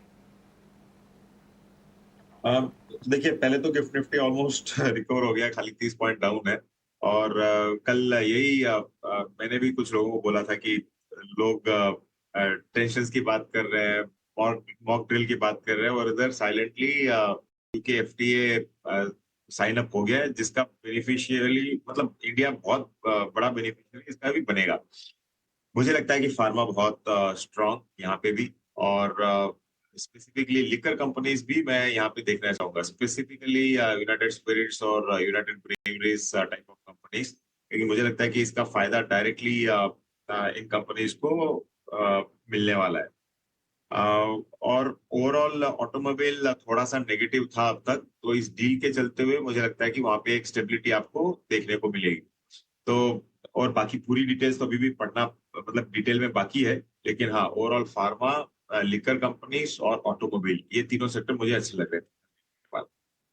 ओके, फार्मा, लिकर और साथ ही ऑटोमोबाइल स्पेस, ऑटो सेल्स के डेटा, उसके बाद एक के बाद ऑटो सेक्टर से जुड़ी कंपनियों के नतीजे और ब्रोकरेज के पॉजिटिव रिपोर्ट्स के चलते ऑटो और ऑटो एंसिलरी तो फोकस में है ही, और लिकर स्टॉक्स पर भी नजर, साथ ही फार्मा, डिफेंस तौर पर यहाँ पर भी नजर रखनी चाहिए। और यूनाइटेड ब्रूवरीज के तो इनफैक्ट आज नतीजे भी आने वाले हैं। नतीजों से ठीक पहले प्री ओपन में हम देख रहे हैं मूवमेंट जरूर यूनाइटेड ब्रूवरीज के स्टॉक में देखने को मिल रही है। ऑलमोस्ट 0.5% to 1% के गेंस के साथ खुलने की तैयारी करता हुआ ये स्टॉक प्री ओपन टिक्स आपके स्क्रीन पर आप देख रहे हैं और कमजोरी के साथ बाजार के खुलने के आसार इस वक्त नजर आते हुए। इस बीच 20 पैसे कमजोरी के साथ रुपया खुलता हुआ, कल भी कमजोरी के साथ रुपए की ओपनिंग हुई थी तो लगातार दूसरा ट्रेडिंग सेशन है, जबकि हम देख रहे हैं कल करीब 3 पैसे की कमजोरी के साथ रुपए ने शुरुआत की थी। आज 20 पैसे कमजोर डॉलर के मुकाबले 84 रुपए और 63 पैसे, 84 रुपए और 43 पैसे के मुकाबले 84 रुपए और 63 पैसे पर खुलता हुआ रुपया 24,000 के आसपास खुलने की संभावना। इस वक्त निफ्टी में ऑलमोस्ट 188 पॉइंट्स के डाउन ट्रेंड्स प्री ओपन में आप देख रहे हैं। आगे बाजार खुलने के साथ साथ नजर रहेगी कितना कॉशियस आउटलुक यहाँ पर देखने को मिल रहा है। सेंसेक्स में भी एक डाउनवर्ड ओपनिंग के आसार इस वक्त नजर आ रहे हैं। बीएसई के स्टॉक प्राइस पर सहज आपसे एक टेक जानना चाहेंगे। इनफैक्ट बीएसई और महानगर गैस लिमिटेड दोनों के नतीजे आते हुए दिखे और नंबर्स जो है अच्छे हैं। कामकाजी मुनाफा जो है बीएसई लिमिटेड का 2 गुना बढ़ा है और बीएसई लिमिटेड तो इनफैक्ट एंट्री अपॉर्चुनिटीज लगातार मार्केट पार्टिसिपेंट्स ढूंढते रहते हैं। पिछले दिनों 6,700 तक के लेवल्स भी देखे हमने यहाँ पर। इस वक्त 6,300 के लेवल्स के आसपास है ये स्टॉक। और साथ ही महानगर गैस लिमिटेड मुनाफे में 11% का उछाल था, मार्जिन भी बढ़ते हुए दिखे। दोनों स्टॉक्स पर टेक्निकल नजरिया। जी, बीएसई तो एक ट्रेडर्स डिलाइट स्टॉक रहा है और आई थिंक जिस हिसाब से हमारे डेरिवेटिव सेगमेंट ग्रो कर रहा है, आई थिंक लोगों की काफी नजर है लॉन्ग टर्म पर्सपेक्टिव से भी स्टॉक पर। ये स्टॉक ने ओवरऑल मार्केट को काफी बेहतरीन तरीके से आउट परफॉर्म किया है। ऑल टाइम हाई बना के फिलहाल के लिए इसमें थोड़ा सा करेक्शन आया है पिछले कुछ ट्रेडिंग सेशंस में। मेरा ये मानना है कि इस पे 6,000 का एक बहुत ही क्रिटिकल सपोर्ट लेवल है। जो ये करंट मोमेंटम का जो अपरन है, यदि ये सस्टेन करता है स्टॉक तो 6,000 के लेवल को ब्रीच नहीं करना चाहिए। Buying on dips with 6,000 as a closing basis stop loss का मैं इसमें एडवाइस दूंगा। यदि वो टूट भी जाता है, राइट, क्योंकि हमें ध्यान में रखना है कि भी हमारी स्ट्रैटेजी क्या होनी चाहिए। यदि वो लेवल ब्रेक भी कर जाता है तो ट्रेडर्स को कॉशियस होना है, बट मेरे हिसाब से इन्वेस्टर्स को कोई घबराने की बात नहीं है। तो 6,000 के क्रिटिकल सपोर्ट के साथ आप इसमें ट्रेडिंग पर्सपेक्टिव से काम कर सकते हैं, ऊपर में 6,800 तक के लिए। और यदि वो टूट जाता है तो भी इन्वेस्टर्स बने रहें और उस डिप को एक इन्वेस्टमेंट अपॉर्चुनिटी की तरीके से ट्रीट करें, ये ध्यान रहेगा बीएसई के स्टॉक के लिए। दूसरा आपने जो स्टॉक मेंशन किया है वो है एमजीएल। अब एमजीएल स्टॉक पिछले मैं मानता हूं 6 से 7 महीने से सिर्फ कंसोलिडेट कर रहा है एक बहुत ही बड़े रेंज में, जहां पे हम 1200 और 1425 तक का भाव देख रहे हैं। और अभी ये फिलहाल ही स्टॉक ने 2 दिन पहले 1400 के ऊपर पहली बार बहुत दिनों बाद क्लोजिंग दी। मेरा मानना है इसमें मोमेंटम आने की पॉसिबिलिटी काफी ज्यादा है। आपका इसका 1375 का क्लोजिंग था प्रीवियस ट्रेडिंग सेशन का, तो यहाँ पे आप एक 1325 का सपोर्ट मान के चल सकते हैं और ऊपर में आप 1450 1460 तक का मूवमेंट एक्सपेक्ट कर सकते हैं। तो इसमें भी पॉजिटिव बायस रहने की उम्मीद है काफी टाइम के कंसोलिडेशन के बाद। ठीक है, तो खरीदारी की राय एमजीएल पर और बाय ऑन डिप्स की रणनीति इसके अलावा बीएसई पर दी जा रही है। विवेक जी, मैं आपसे पूछना चाहूंगी, इंडिया यूके एफटीए पर हमने आपको सवाल किया था और यूनाइटेड ब्रूअरीज के नतीजों की भी हमने बात की, लेकिन यूनाइटेड स्पिरिट्स इस कंपनी पर किस तरह का इम्पैक्ट होगा अगर आपने एनालाइज किया हो तो? स्कॉच विस्की जो बॉटल्ड इन ओरिजिन होती है उस पर रेट घटाया जाएगा, जिसके चलते वॉल्यूम्स बढ़ते हुए नजर आएंगे इस पर्टिकुलर सेगमेंट के। लेकिन on the flip side competition बढ़ेगी, विस्की के प्राइसेस कम होंगे, तो डबल वैमी इम्पैक्ट होगा। लेकिन कौन सा पलड़ा भारी होगा? क्या पॉजिटिव इम्पैक्ट दिखेगा यूनाइटेड स्पिरिट्स पर या नेगेटिव इम्पैक्ट होगा? लगता है कि पॉजिटिव रहेगा। एक तो थॉट प्रोसेस है, मेरा थॉट प्रोसेस आपको बताता हूँ। कभी भी जब बॉटल का दाम बढ़ता है तो कंजम्पशन कम नहीं होता है, ये हमने हिस्टोरिकली देखा। और इसके लिए आज तक लिकर और पेट्रोल जीएसटी में नहीं आया है, क्योंकि सरकारों को जब भी पैसा चाहिए होता है वो लोग बोतल का दाम बढ़ा देते हैं। और अगर दाम कम होते हैं तो हो सकता है कि आपका कंजम्पशन थोड़ा बहुत बढ़ते हुए दिखे। अब आता हूँ जो एक्चुअली मैं लॉस्ट आउट हो गया था, हाँ, कि अगर समझ लीजिए कि जो यूनाइटेड स्पिरिट था पिछले 3-4 साल से, आप अगर उसका रुख देखो, जो कंपनी ने स्ट्रेटेजी अडॉप्ट की थी, जो लो ब्रांड्स थे या फिर जो मतलब लोअर ग्रेड ब्रांड्स थे, उनको उन्होंने हटाया और इन्होंने फोकस किया था स्ट्रेटेजिकली चालू किया कि हम लोग फोकस करेंगे सिर्फ प्रीमियम ब्रांड्स पे। तो ये जो एक प्रोसेस था, ये अभी यूनाइटेड स्पिरिट्स में कंप्लीट हो चुका है। तो जो पहले जैसे रॉयल चैलेंज वगैरह था, ये लोग ये सब ब्रांड्स ऑलरेडी बेच चुके हैं और अब ये लोग फोकस कर रहे हैं खाली प्रीमियम पे। और अब इस डील के चलते हुए, जैसे आपने कहा, स्कॉच विस्की वगैरह पे अगर दाम कम होते हैं और इनका फोकस उन्हीं सेगमेंट पे है, तो ऑटोमेटिकली कंपनी आपको आगे चल के बेनिफिट करते हुए दिखने वाली है। तो अच्छा है, प्रीमियम फोकस है और प्रीमियम ब्रांड्स पे अगर दाम कम होते हैं तो कंपनी का फायदा होना है। तो यूनाइटेड स्पिरिट्स को लेकर आज काफ़ी चर्चा है मार्केट्स के अंदर। दो बड़ी खबरें, एक नंबर्स और साथ ही साथ ये एफटीए वाला मैटर्स है। तो ये इनफैक्ट कल भी हमने इसके बारे में जिक्र करके आपको बताया था कि ये बढ़िया बंद हो रहा है, चल भी सकता है। खैर, आज है 7 मई। हालांकि इस दिन अपने आप में कई मायनों में खास भी है।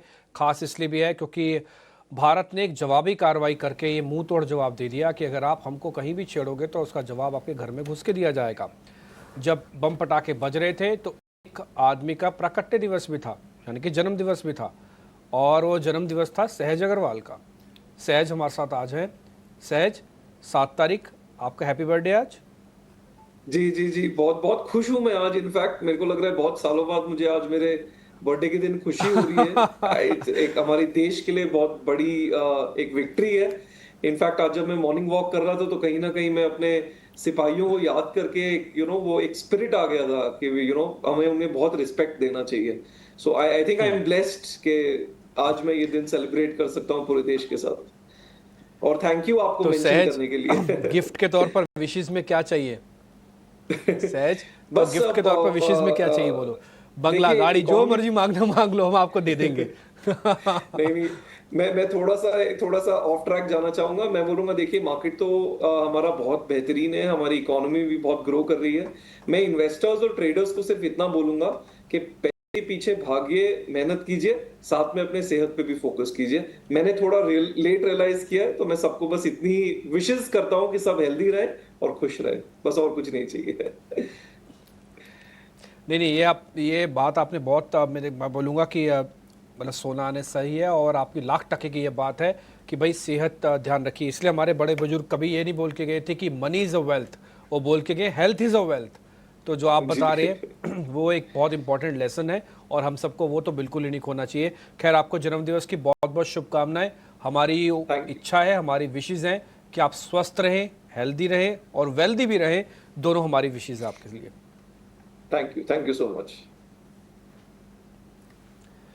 ठीक है, तो अब हम आगे बढ़ जाते हैं। मैं अपने सहयोगी शरद को भी अपने साथ जोड़ लेता हूं क्योंकि 9 बज चुके हैं। 9 इनफैक्ट 9:08 हो गए हैं, तो लेवल्स भी फ्रीज हो गए हैं। शरद आपको बता देंगे नवरत्न शेयर्स कौन कौन से आज के। शरद बताइए प्लीज। जी बिल्कुल, स्पेसिफिक जो है न्यूज़ फ्लो भी है और यूके के साथ एफटीए के भी कुछ इम्पैक्ट वाले स्टॉक्स है जो मैं आज बताऊंगा आपको। सबसे पहले जो है केईआई इंडस्ट्रीज़ पे नज़र रखिएगा। यहाँ पे जो है स्ट्रॉन्ग सेट ऑफ नंबर्स आए हैं और लगभग 35% का ग्रोथ जो है ईयर ऑन ईयर बेसिस पे देखने मिला है। बीएससी हमारा दूसरा स्टॉक रहने वाला है। यहाँ पे हम बात करें तो अच्छे नतीजे आए हैं, मार्जिन्स में भी अच्छी इंप्रूवमेंट आई है।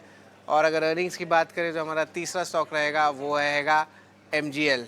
यहाँ पे बात करें तो यहाँ पे भी मार्जिन्स लगभग 250 बेसिस पॉइंट्स का जो है एक अच्छा उछाल देखने मिला है। पहले केआई इंडस्ट्रीज़ था, दूसरा बीएससी था, अर्निंग्स अच्छे, तो तीसरा एमजीएल था जो आपके स्क्रीन पे आ रहा होगा।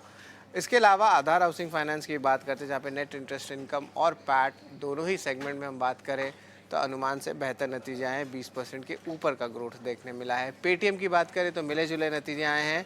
रेवेन्यू जो है एस्टिमेट से कम आया, लेकिन एबिडा एक्स ईसॉप यहाँ पे देखें तो लगभग पॉजिटिव आया है 81 करोड़ का, बट नेट अभी मिले जुले ही हैं। पैट तो पॉजिटिव आया नहीं है पेटीएम का।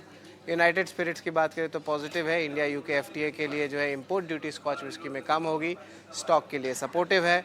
वही आईटी स्टॉक जैसे कि मैस्टेक, हैप्पीएस्ट माइंड्स, टीसीएस, इन पे नज़र रखिएगा। मोबिलिटी जो भारतीय प्रोफेशनल्स का है वो बढ़ने वाला है यूके और भारत के साथ। इसके अलावा इंडियन टेक्सटाइल्स पे भी टैरिफ जो है एलिमिनेट होने वाली है, तो Raymond Welspun India, Vardhman textile जैसे स्टॉक्स पे नज़र रखिएगा। लेकिन आज कोई बिग बोल्ड ब्रोकरेज नहीं है। लेकिन टाटा मोटर्स पे खास करके मैं बात करूंगा जहां पे शेयर होल्डर्स ने अप्रूव कर दी है कमर्शियल व्हीकल बिजनेस का स्पिन ऑफ, और यहां पे वैल्यू अनलॉकिंग देखने मिल सकता है। और ऑफ कोर्स यूके एफटीए के साथ भी पॉजिटिव रिएक्शन स्टॉक में आ सकता है फंडामेंटली। तो ये अहम 9 स्टॉक्स है जिस पे आपकी नज़र होनी चाहिए जहाँ पे आज एक्शन दिखेगा। स्टॉक्स जहां पर सबसे ज्यादा एक्शन दिखेगा। शरद, शुक्रिया पूरी डिटेल्स के साथ हमारे साथ जुड़ने के लिए। टाटा मोटर्स इस स्टॉक पर नजर डालेंगे। कल शेयर होल्डर्स ने अप्रूव किया है कंपनी का डीमर्जर। कुछ समय पहले खबर निकल कर आई थी।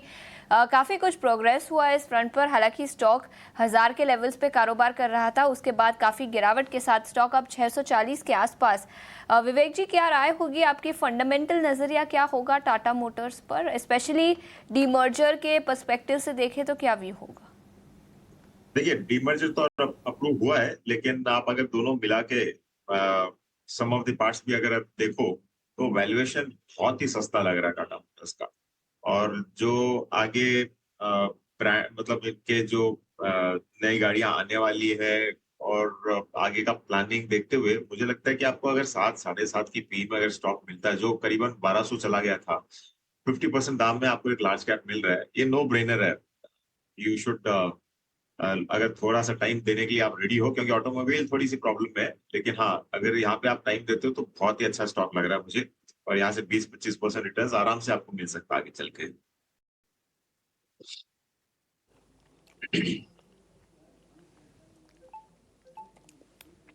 खैर, अब मार्केट खुलने को है, 2 मिनट बाद बाजार खुल जाएगा। और अगर आज लेवल के हिसाब से अगर आप देखना चाहें तो निफ्टी के अंदर जो फ्रीज लेवल्स हैं, एक बार स्क्रीन पे लेके आइएगा, उसके अंदर 140 पॉइंट आपको दिखेंगे और 24,000 एग्जैक्ट 233 दिख रहा है, जिसके बारे में हम जिक्र कर रहे थे कि 24,200 पहला लाइन ऑफ डिफेंस है, एलओडी है, जो कि बाजार को प्रोटेक्ट कर सकता है, बचा सकता है। हमने आपको S1 भी यही दिया हुआ है, 24,200, जहां पे आज बाजार खोल रहा है। 140 पॉइंट के अंदर आज जो भारत ने अटैक किया है उसका भी हिस्सा जुड़ के आ रहा है आज ओपनिंग में ही। इससे पहले तक आप देखेंगे, पिछले आप देखिए यहाँ पे 29 तारीख लिखा हुआ, 29, 30, 2, 5 और 6 मई। आप सब परसेंटेज में चेक कर लीजिएगा, आपको कुछ भी नहीं दिखेगा। ठीक है, निफ्टी के हिस्से में दिखा रहा हूं आपको, इन्होंने बैंक निफ्टी लगा दिया, वो एक अलग बात है। तो निफ्टी के हिस्से में अगर आप चेक करेंगे तो आपको परसेंटेज में आधा % भी नहीं दिख रहा था, लेकिन आज मार्केट के अंदर मोमेंटो है। ये आप देखेंगे वापस से इन्होंने निफ्टी लगाया, देखिए आप, तो आप देखेंगे कहीं भी आधा % नहीं दिखेगा। आज आपको आधे % से ज़्यादा का गैप डाउन मिल रहा है। तो आज फर्स्ट डे ऐसा है जब 5 दिनों बाद या 6 दिनों बाद मैं बोलूँगा कि मार्केट के अंदर एक बड़ा गैप आपको मिल रहा है। 24,200 का सपोर्ट है, सपोर्ट नंबर 1, सपोर्ट नंबर 2 24,000 का, ध्यान रखिएगा। मेरे को लगता नहीं कि सपोर्ट नंबर 2 को हम टेस्ट करने के लिए जाएंगे, अगर गए भी तो इट्स गुड न्यूज़, आपके लिए बहुत अच्छा बात है ये। 250 पॉइंट की गिरावट के साथ 54,000 का लेवल हमको दिख गया है बैंक निफ्टी पर। आपको याद है मैं कई दिनों से यही लेवल्स के बारे में आपको जिक्र कर रहा था कि एक्चुअली भी बैंक निफ्टी की जो वैल्यू है वो 54,000 है। थोड़ा सा इन्फ्लेटेड था, मार्केट ने उसको अपने हिसाब से अपने समय लेके उसको एडजस्ट भी कर दिया। खैर एनी हाउ, अब आ जाते हैं जरा आज के बढ़ने वाले शेयर्स कौन से खुलेंगे बढ़िया।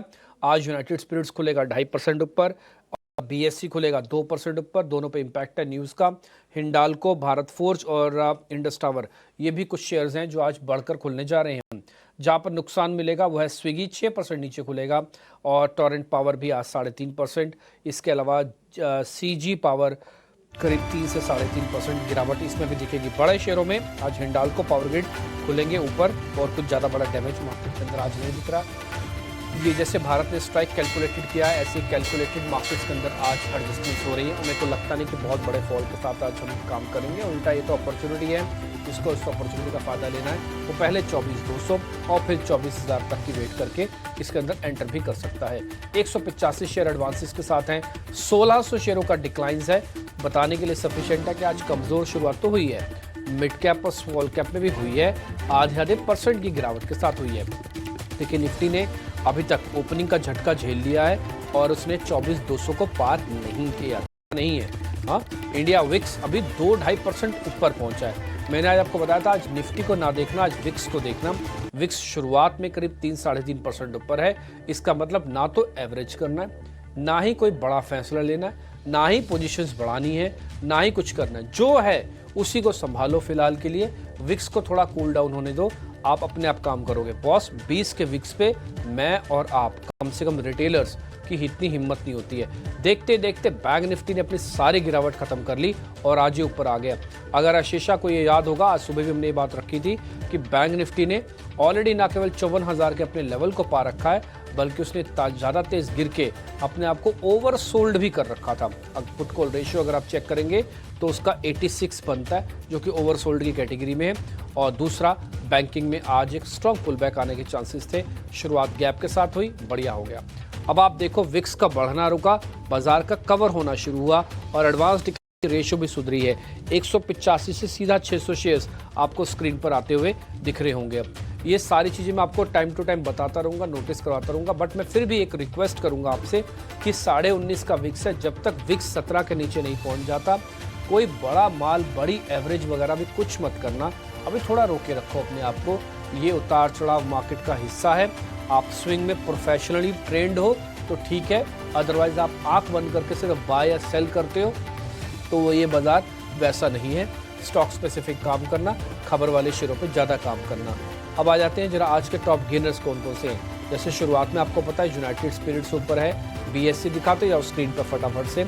BSC, हिंडाल्को, भारत फोर्ज और इंडस टावर, ये कुछ एक शेयर्स हैं जहां पर आज आपको शुरुआती बढ़त देखने को मिल रही है।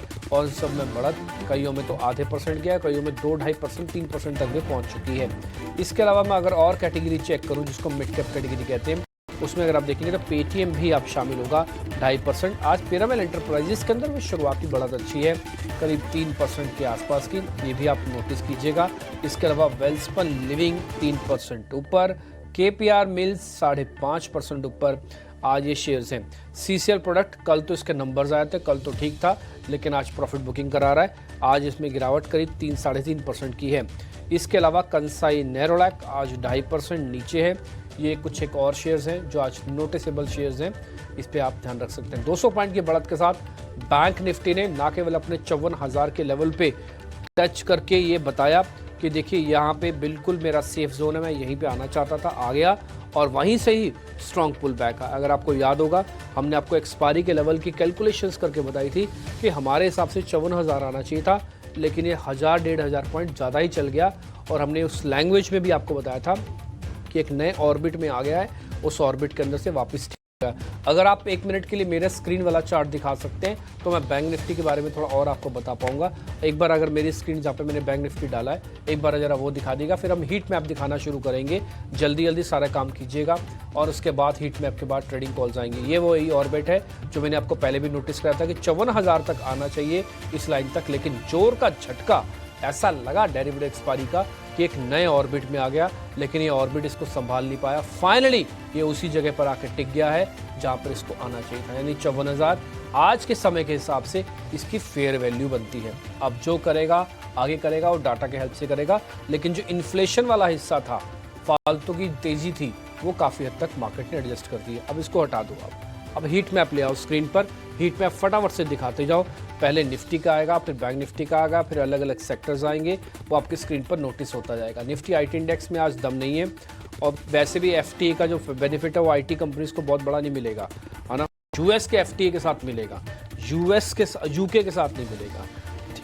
तो UK के साथ मिलेगा थोड़ा कॉमोडिटी वाला एंगल, जिसमें आपको लेदर गुड्स का बेनिफिट आ सकता है, थोड़ा बहुत चावल वाली कंपनीज इसके अंदर बेनिफिशियरी होंगी, कपड़े की कंपनी इसके अंदर बेनिफिशियरी हो सकती है। इसलिए KPR मिल वगैरह देख रहे हो आप, ये ऊपर इसलिए है, कोई खबर ऐसा सच नहीं है बड़ी है।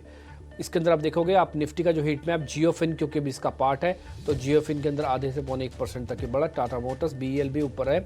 ये फार्मास्यूटिकल का इंडेक्स, ल्यूपिन 0.5% ऊपर है। नेटको के अंदर 1.5% तक की गिरावट है, यानी कि मेजर फार्मास्यूटिकल शेयर आधे से 1.5% की रेंज में आ गए हैं। निफ्टी IT इंडेक्स, ध्यान रखिए इसमें TCS का बिजनेस सबसे अच्छा है अगर आप यूरोप के हिसाब से भी देखेंगे तो, लेकिन क्योंकि डायरेक्ट बेनिफिशियरी FTA के IT कंपनीज नहीं बनेगी, इसलिए तेज़ रिएक्शन IT कंपनीज पे नहीं आ रहा। एक जैसे मार्केट का रिएक्शन है वैसे ही उसका भी रिएक्शन है। FMCG के अंदर रेडिको, यूनाइटेड ब्रीवरीज, ये जो लिकर कंपनीज हैं ये बेनिफिशियरी है।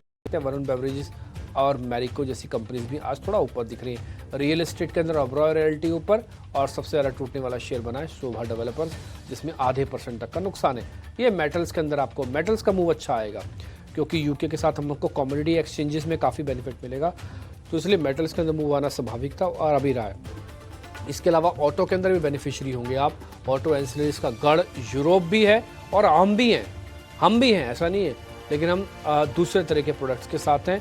उनका थोड़ा सा लग्जरी और हाई एंड प्रोडक्ट का एंसिलरीज मार्केट काफ़ी बड़ा है, तो इन दोनों को बेनिफिशियरी होगा आपस में एक्सचेंज करने पे, क्योंकि ये FTA फ्री ट्रेड एग्रीमेंट का मतलब जीरो टैक्सेशन एग्रीमेंट होते हैं टिपिकली।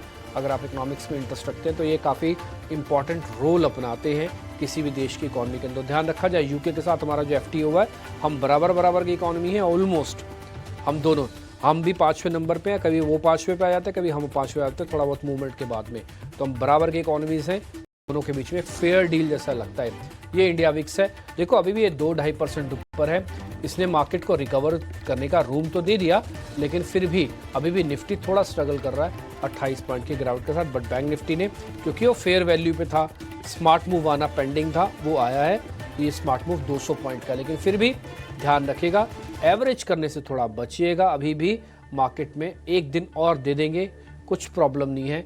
ये सारे के सारे डाटा, सारे लेवल्स मैंने आपके सामने रख दिए। अब मेरे सहयोगी मेहमानों से कनेक्ट करके आपके सामने आज के ट्रेड रखेंगे।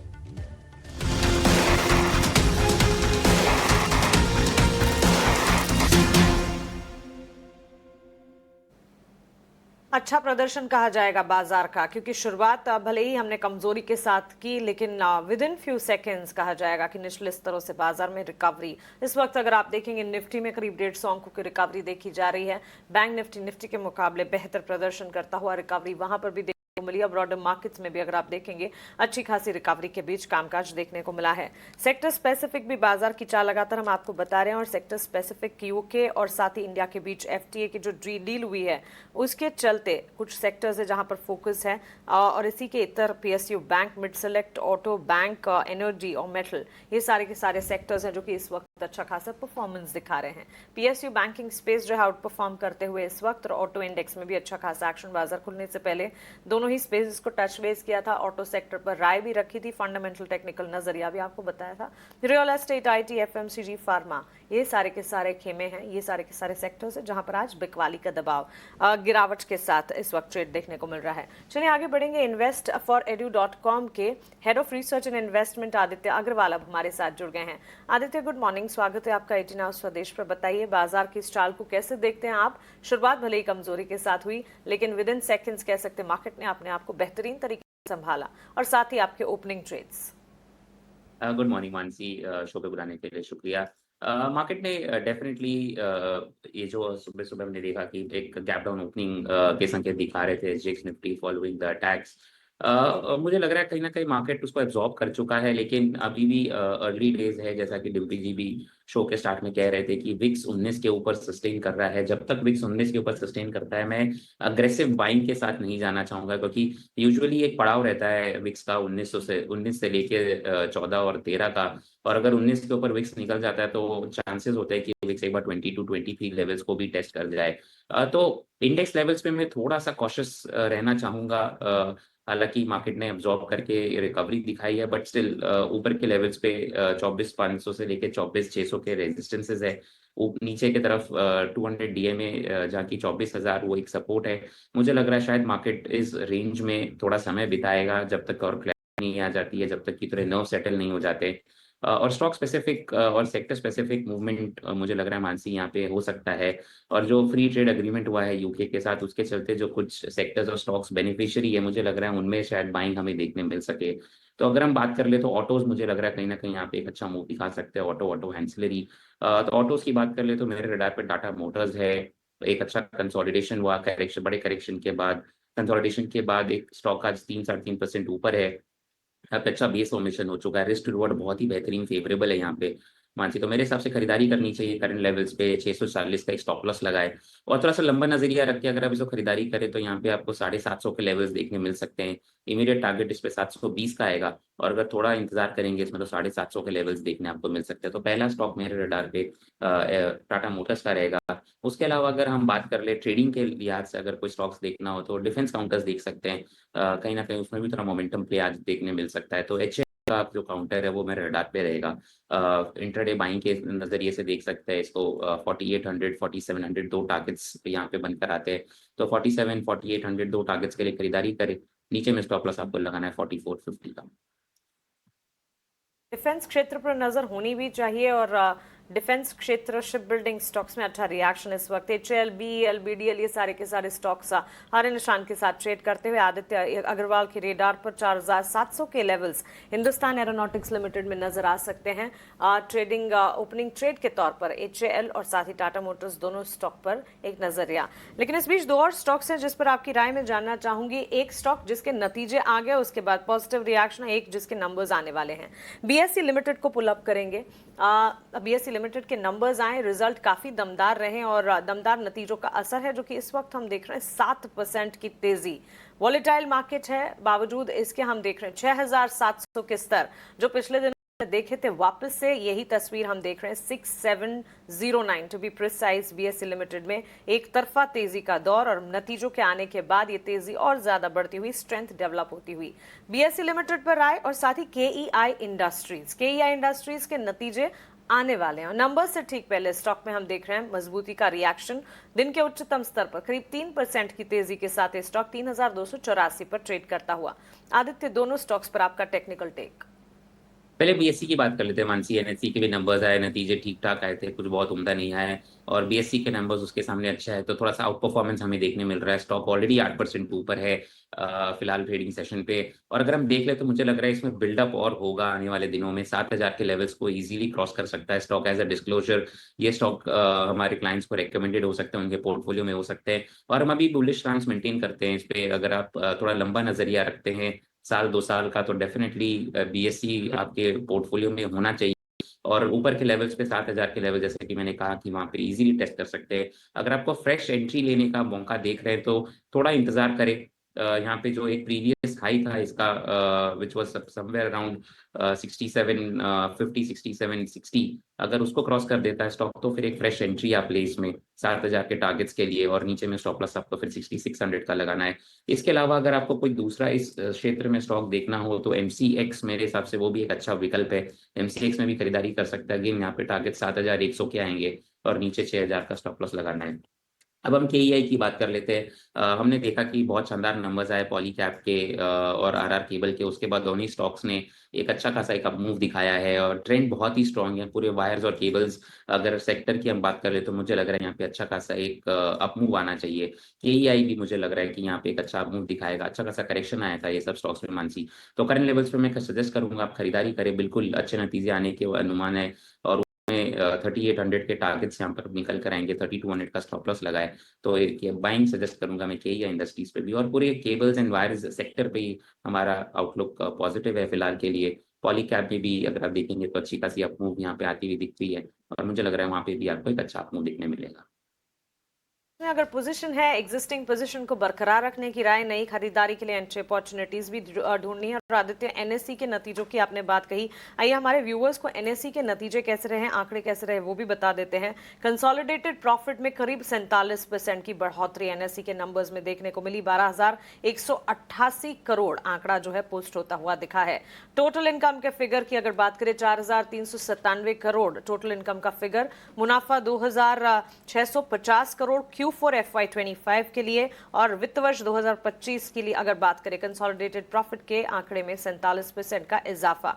टोटल इनकम में 17% की बढ़त देखने को मिली। 19,177 करोड़ पर यह आंकड़ा सालाना आधार पर NSE के नंबर्स जो हैं, रिजल्ट्स जो हैं पॉजिटिव रहे हैं। और साथ ही बोर्ड ने, NSE के बोर्ड ने डिविडेंड 35 रुपए प्रति शेयर के डिविडेंड का भी ऐलान किया है। चलिए आगे बढ़ेंगे, कुछ और स्टॉक्स पर भी नजर डालते हैं जहां पर एक्शन है। पेटीएम के स्टॉक प्राइस में मजबूती देखने को मिल रही है। ब्रॉडर मार्केट्स में अगर आप देखेंगे कुछ और स्टॉक्स हैं जहां पर अच्छा खासा एक्शन है, जैसे कि मुथूट फाइनेंस, और वहीं शिप बिल्डिंग स्टॉक में भी अच्छी खासी मजबूती। आदित्य, HAL पर आपका नजरिया था, डिफेंस क्षेत्र से जुड़ी कंपनियों पर आप अपना टेक दे रहे थे। शिप बिल्डिंग पर भी एक राय जानना चाहूंगी। मैसगांव डॉक में देखे इस वक्त करीब 2% की तेजी देखने के साथ मिल रही है। वहीं एक बार कोचिन शिपयार्ड को भी देखना चाहिए, अगर वहां पर भी मजबूती है। क्या लेवल्स आपके हिसाब से यहाँ से आगे नजर आ रहे हैं? बिल्कुल मानसी, दोनों ही स्टॉक में बहुत अच्छी अपमूव देखने मिली है। इनफैक्ट अगर हम मजगांव डॉक की बात कर ले तो मैसिव आउट परफॉर्मेंस है यहाँ पे कोचिन शिपयार्ड के कंपैरिजन में। और बहुत ही इंटरेस्टिंग बात यह है कि अपने प्रीवियस हाई को निकालने के बाद मजगांव डॉक ने 2-3 दिन सॉलिडेट किया और वो लेवल को रीटेस्ट करके आज वापस एक अपमूव देखने मिल रहा है। तो ये दर्शाता है कि स्टॉक में बहुत शानदार स्ट्रेंथ है। और ये स्ट्रेंथ आने वाले दिनों में मुझे लग रहा है और ज़्यादा पॉजिटिव हो सकती है। ऊपर के लेवल्स की अगर हम बात कर ले तो 3200 से स्टॉक 3300 के लेवल्स को टेस्ट कर सकता है। अगर आपको फ्रेश एंट्री लेनी हो तो मुझे लग रहा है कि थोड़ा-सा कॉशियसली ले, बहुत ज़्यादा अग्रेसिव लॉन्ग ना जाए सभी स्टॉक्स पे, थोड़ा कॉशियसली ले, बट हाँ, मोमेंटम पॉजिटिव है। 32-3300 के टारगेट्स के लिए आप फ्रेश एंट्री ले सकते हैं करंट लेवल्स पे। नीचे स्टॉप लॉस आपको 3000 का लगाना है। और कोचिन शिपयार्ड की अगर हम बात कर रहे हैं तो थोड़ा वेट एंड वॉच करना चाहूँगा। उसके सामने मज़गांव डॉक का chart definitely much more cleaner और स्मूदर है और ट्रेंड काफ़ी पॉजिटिव है उसका, तो मैं मज़गांव डॉक के साथ जाना चाहूँगा। कोचिन शिपयार्ड को करंटली थोड़ा अवॉइड करूँगा। क्या तो ये नजरिया Mazagon dock, Cochin shipyard, defence related stocks में पिछले कुछ दिनों से काफी एक्शन दिखा है। लेकिन निफ्टी 50 के टॉप 2 गेनर्स पर आपकी राय लेना चाहूंगी आदित्य। टाटा मोटर्स, कल डीमर्जर के लिए होल्डर से अप्रूवल मिला। याद रखिए ये प्रोसेस पिछले कुछ क्वार्टर्स से चल रही है, लेकिन अब कुछ महीनों में हो सकती है। टाटा मोटर्स 671 के आसपास कारोबार करता हुआ 4% ऊपर, और इसके अलावा पावर ग्रिड यहाँ पर भी 2% तक की तेजी दिखी है। आदित्य, क्या राय होगी इन दोनों ही स्टॉक्स पर, टाटा मोटर्स और पावर ग्रिड? गुड मॉर्निंग आशीष। टाटा मोटर्स ट्रेड मैंने एकदम शो के स्टार्ट में ही सजेस्ट किया। थोड़ा बहुत तेजी हमें वहाँ से देखने मिली है स्टॉक में। अभी भी आप इसको खरीदारी कर सकते हैं। मोमेंटम बहुत ही अच्छा लग रहा है मुझे। यहाँ पे एक फ्रेश कंसोलिडेशन से ब्रेकआउट आया है 3-4 दिनों के कंसोलिडेशन से। यहाँ पे टारगेट्स 720 और 750 दो टारगेट्स निकल कर आते हैं, और स्टॉप लॉस आपको नीचे में लगाना है 650 का। तो एक बुलिश नजरिया है यहाँ पे। 640-650 का स्टॉप लॉस लगा है, बुलिश नजरिया मेंटेन्ड है यहाँ पे टाटा मोटर्स पे। फ्रेश एंट्री लिए अगर आपके पास था, आपको एवरेज करना है तो आप एवरेज भी कर सकते हैं। अब हम बात कर लेते हैं पावर ग्रिड की, जो कि दूसरा टॉप गेनर है निफ्टी 50 का। यहाँ पे भी थोड़ा बहुत एक अप मूव डेफिनेटली आ सकता है। 320 के लेवल्स देख सकते हैं। सिर्फ आप इस पर नजर रखें, 314 का जो लेवल है वो 200 डीए में है। 314 के लेवल को क्रॉस करके उसके ऊपर सस्टेन करता है तो फिर एक कंडीशनल बाइंग रहेगी। 314 के ऊपर टारगेट्स रहेंगे 320 और 325। ठीक है, तो ये नजरिया पावर ग्रिड 325 तक के लेवल्स यहाँ पर नजर आएंगे, और इसके अलावा टाटा मोटर्स पर भी हमने आपकी राय ली। पीएसयू बैंकिंग स्टॉक्स, याद रखें इस सेक्टर में कल काफी गिरावट दिखी थी। Punjab and Sind bank, bank of Baroda जैसे स्टॉक्स नतीजों के बाद गिरते हुए नजर आए थे, लेकिन आज वो ट्रेंड रिवर्स होता हुआ नजर आ रहा है। In fact Nifty PSU banking index सबसे बड़ा सेक्टोरल गेनर है आज के सत्र में। बैंक ऑफ बड़ौदा में रिकवरी, इसके अलावा यूनियन बैंक 2.5% ऊपर, पंजाब नेशनल बैंक 2% ऊपर, कैनरा बैंक में भी 1.5% से ज्यादा की तेजी आज दिखी है। आदित्य, क्या ये रिवर्सल होगा पीएसयू बैंकिंग इंडेक्स में जो कल गिरावट दिखी थी उसके बाद, और स्टॉक स्पेसिफिक आइडिया इस पर्टिकुलर सेक्टर से? थोड़ा सा मैं अभी अग्रेसिव बाइंग नहीं करना चाहूंगा शीशा पीएसयू बैंक्स में, क्योंकि कल बहुत ही वॉल्यूम्स पे हमें बहुत ज्यादा वॉल्यूम्स पे सेलिंग प्रेशर हमें देखने मिला था। हो सकता है डेड कैट बाउंस हो आज के ट्रेडिंग सेशन पे ये सभी स्टॉक्स पे। 1 से 2 दिन और वेट करना चाहिए। आई एम ओके थोड़ा ऊपर लेने के लिए, बट कंसोलिडेशन के बाद थोड़ा एक ट्रेंड रिवर्सल हो तभी मैं प्रेफर करूंगा पीएसयू बैंक्स में फ्रेश एंट्री लेने के लिए। और अगर इन स्टॉक्स में नजरिया थोड़ा बहुत अगर हमें देखना भी है तो एसबीआई मेरे रडार पे रहेगा, जो कि टॉप ट्रेडिंग बेट रहेगा पीएसयू सेक्टर में से। बट अभी के लिए मैं उसको भी अवॉइड करना चाहूंगा। थोड़ा वेट एंड वॉच करना चाहूंगा। दूसरे सेक्टर्स को देखें जिस पे फोकस रहेगा, और जैसा कि मैंने कहा फ्री ट्रेड एग्रीमेंट के चलते जो सेक्टर्स में आपको थोड़ा बुलिश मोमेंटम देखने मिलेगा उस पर फोकस ज्यादा करें। ठीक है, तो आदित्य आपको सारी चीज़ों के बारे में जानकारी दे रही है, अलग अलग स्टॉक्स में कैसे काम करना है इसके बारे में भी जानकारी दी है आपको। अब मेरे साथ गौतम शाह जुड़ रहे हैं, गोल्डीलॉक्स के फाउंडर हैं। गौतम भाई, बहुत बहुत शुक्रिया, थैंक यू वेरी मच, आज आपने हमारे लिए टाइम निकाला। आपकी इंटेलिजेंस हमारे काफ़ी काम आती है, थॉट प्रोसेस काफ़ी क्लियर है और आपकी स्टडी भी काफ़ी अच्छी रहती है। गौतम भाई, सबसे पहला क्वेश्चन है, जो भारत ने एक जवाबी कार्रवाई की है, 9 ठिकानों पर हमला किया, खबर यह है कि सक्सेसफुल काफ़ी हुआ, 100% सक्सेसफुल हुआ है। ये मिलिट्री ऑपरेशंस लिमिटेड था। 10 बजे प्रेस कॉन्फ्रेंस में और जानकारी आ जाएगी। एक बार इस पर आपका टेक, आपकी स्टडी, आपका एनालिसिस क्या कहता है और आपका एक्सपीरियंस भी क्या कहता है इस तरह की चीज़ों पे? Good morning. देखिए, जियोपॉलिटिक्स एक ऐसी चीज है जिसको प्राइस एक्शन सबसे बेस्ट जज करता है, बिकॉज आप इस पे कुछ भी बात कर लें, it will always not be enough. So I think price action काफी रेजिलियंट रहा है। अगर आप पिछले 7-10 दिनों का मार्केट एक्शन देखिए तो निफ्टी धीरे धीरे ऊपर ही जा रहा है। थोड़ी बहुत हमने वीकनेस मिड कैप्स और स्मॉल कैप्स में देखी, पर जिस तरह का रेजिलियंस मार्केट ने दिखाया है, ये लग रहा है कि मार्केट को एक सम पता था कि कुछ प्रॉब्लम है, और क्योंकि मार्केट ऑलरेडी इतना चल चुका है तो एक नॉर्मल सा पुल बैक का वैसे भी पोटेंशियल था। बट आई थिंक अभी भी चार्ट सेटअप काफी स्ट्रांग है और मुझे लग रहा है कि ज्यादा वीकनेस यहाँ पर होनी नहीं चाहिए। बट जिस तरह के बॉर्डर्स पे जियोपॉलिटिकल डेवलपमेंट्स है, you can't say with confidence. But अगर आप एक लॉन्ग टर्म इन्वेस्टर है जो SIP करते हैं या फिर अच्छे स्टॉक्स आप रखे हैं, तो इस सिचुएशन में पैनिक करके स्टॉक्स को बेचिए मत। I think that is one की सजेशन। डे टू डे थोड़ा सा मार्केट से दूर रहिए। आई थिंक एक बार 3-4 दिन मार्केट को स्टेबलाइज होने दीजिए, जियोपॉलिटिक्स को स्टेबलाइज होने दीजिए। बट चार्ट्स के हिसाब से अगर आप देखें, जब तक निफ्टी 23,800 के ऊपर है, मेरा मानना है कि धीरे धीरे यहाँ से निफ्टी ऊपर ही जाएगा। और अभी हम बात कर रहे हैं और निफ्टी ग्रीन में है। आई थिंक ये सबसे बड़ी विन है मार्केट्स के लिए। बिल्कुल। गौतम भाई, एक और चीज़ है, इंडिया विक्स अभी भी 19 के अराउंड अभी चल रहा है। आपको ऐसा लगता है कि ये मामला थोड़ा बड़ा हो सकता है या फिर यही मामला सेटल हो जाएगा?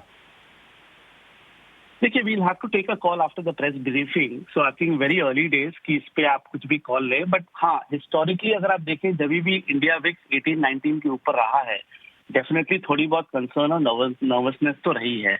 और मुझे लग रहा है कि 3-4 दिन के लिए अभी एक बार तो इंडिया विक्स ऊपर ही रहेगा। बट ये जब भी 16 के नीचे वापस जाता है, तब हम ये कॉन्फिडेंस से बोल सकते हैं कि market is now once again relax. और क्योंकि विक्स 19 के ऊपर है, लेवरेज पोजीशंस थोड़े से कम रखने चाहिए, ओवरनाइट पोजीशंस कम रखने चाहिए और थोड़ा सा इन्वेस्टमेंट सोचना चाहिए। और अगर मार्केट में डिप आता है तो अच्छे स्टॉक्स, क्वालिटी सेक्टर्स में कमिटमेंट बनाइए। Financials, PSU, metals, real estate, infrastructure, power. मुझे लगता है कि ये 4-5 सेक्टर के नाम जो मैंने लिए हैं, यहाँ पर अच्छी अपॉर्चुनिटी है अगर 6 से 12 महीने का व्यू है तो। गौतम भाई, मैं आपकी बात को ही बड़ा करता हूँ। आप ये कह रहे हैं कि वैसे डिप आना चाहिए, अगर डिप नहीं भी आता तो यहाँ से भी इन्वेस्ट कर लेनी चाहिए। अगर आप मेरे को थोड़ा स्टॉक स्पेसिफिक और क्लैरिटी दे दोगे, सेक्टर्स तो बता दिए, 2-4 शेयर्स का भी नाम दे दोगे तो मेरा थोड़ा पोर्टफोलियो बनाने में आसानी होगी। देखिए, स्टॉक्स के बारे में तो मैं नहीं बोल पाऊंगा, अभी का सिचुएशन जैसा है। आई थिंक 3-4 दिन एक बार थोड़ा सा मार्केट को समझना जरूरी है। बट जैसे मैंने कहा, हर जो टॉप सेक्टर्स है उनके जो टॉप 3 और 4 स्टॉक्स है, देखिए इस मार्केट में क्वालिटी में रहना बहुत जरूरी है। तो जब हम बैंकिंग की बात करते हैं तो HDFC, कोटक, ICICI, SBI, तो हर सेक्टर के जो टॉप 3-4 क्वालिटी स्टॉक्स है उसमें अगर आप कमिटमेंट बनाएंगे, एक तो आपका पोर्टफोलियो सेफ रहेगा, उसमें अर्निंग्स विजिबिलिटी काफी अच्छी है और उसमें अच्छे अल्फा भी जनरेट हो रहे हैं। तो मेटल्स में जो टॉप 3-4 स्टील कंपनीज है वो हमें अच्छे लगते हैं। Power PSUs, defence PSUs, infrastructure PSUs हमें अच्छे लगते हैं।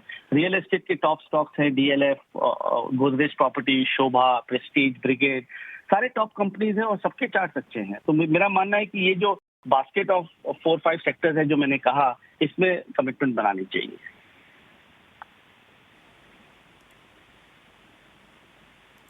सो मच अपना समय देने के लिए। और इस समय मार्केट पार्टिसिपेंट्स को आपकी राय और आपकी एडवाइस की बेहद ज़रूरत है, क्योंकि पोर्टफोलियो का गठन कैसे करना और पोर्टफोलियो को डाइवर्सिफाई कैसे करना, इस पर खास तौर से एक्सपर्ट इनिशिएटिव, एक्सपर्ट की एडवाइसेस की ज़रूरत होती है। भारत UK में जो फ्री ट्रेड अग्रीमेंट डील हुई है गौतम, उसका इम्पैक्ट भारत के लिए कई सेक्टर्स पर पड़ता हुआ दिखा है। On the face of it UK के 90% सामानों पर इम्पोर्ट ड्यूटी में कटौती की गई है। दोनों देशों में 10 साल में 85% प्रोडक्ट्स पर कोई टैक्स नहीं लगेगा और इसी के तर्ज पर भारत के टेक्सटाइल, फुटवेयर के निर्यात में भी फायदा होता दिखेगा। On the flip side, US की विस्की पर भारत ने टैक्स जो है 150% से घटाकर करीब 75% कर दिए हैं। इस FTA डील को आप कैसे देखते हैं और दोनों देशों के लिए सेक्टर स्पेसिफिक अप्रोच कैसे बनेंगे? This is a step in the right direction. I think ये बहुत बड़ी डेवलपमेंट है और मार्केट इसको धीरे धीरे रियलाइज करेगा। और जैसे आपने कहा, textile, auto, I think these are some of the sectors which are major beneficiaries. देखिए, ये सब जब डील्स होती है तो इस पे ओवरनाइट मार्केट इसको रिएक्ट नहीं कर पाता है। But I think over the next many weeks to many months this will ensure that some of these sectors will not see much downside.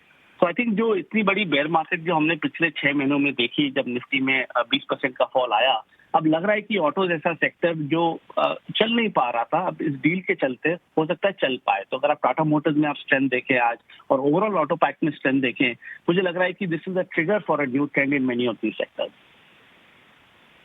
Gautam ji, equity market में तो उठापटक जरूर है, लेकिन कमोडिटी मार्केट में इन पर्टिकुलर प्रेशियस मेटल्स में gold की अगर बात की जाए, इन दिनों चर्चा का विषय बना है। Of course from gold to equity and equity to real estate, diversification सबसे बड़ा एम होना चाहिए, but where do you see the gold prices going from here on?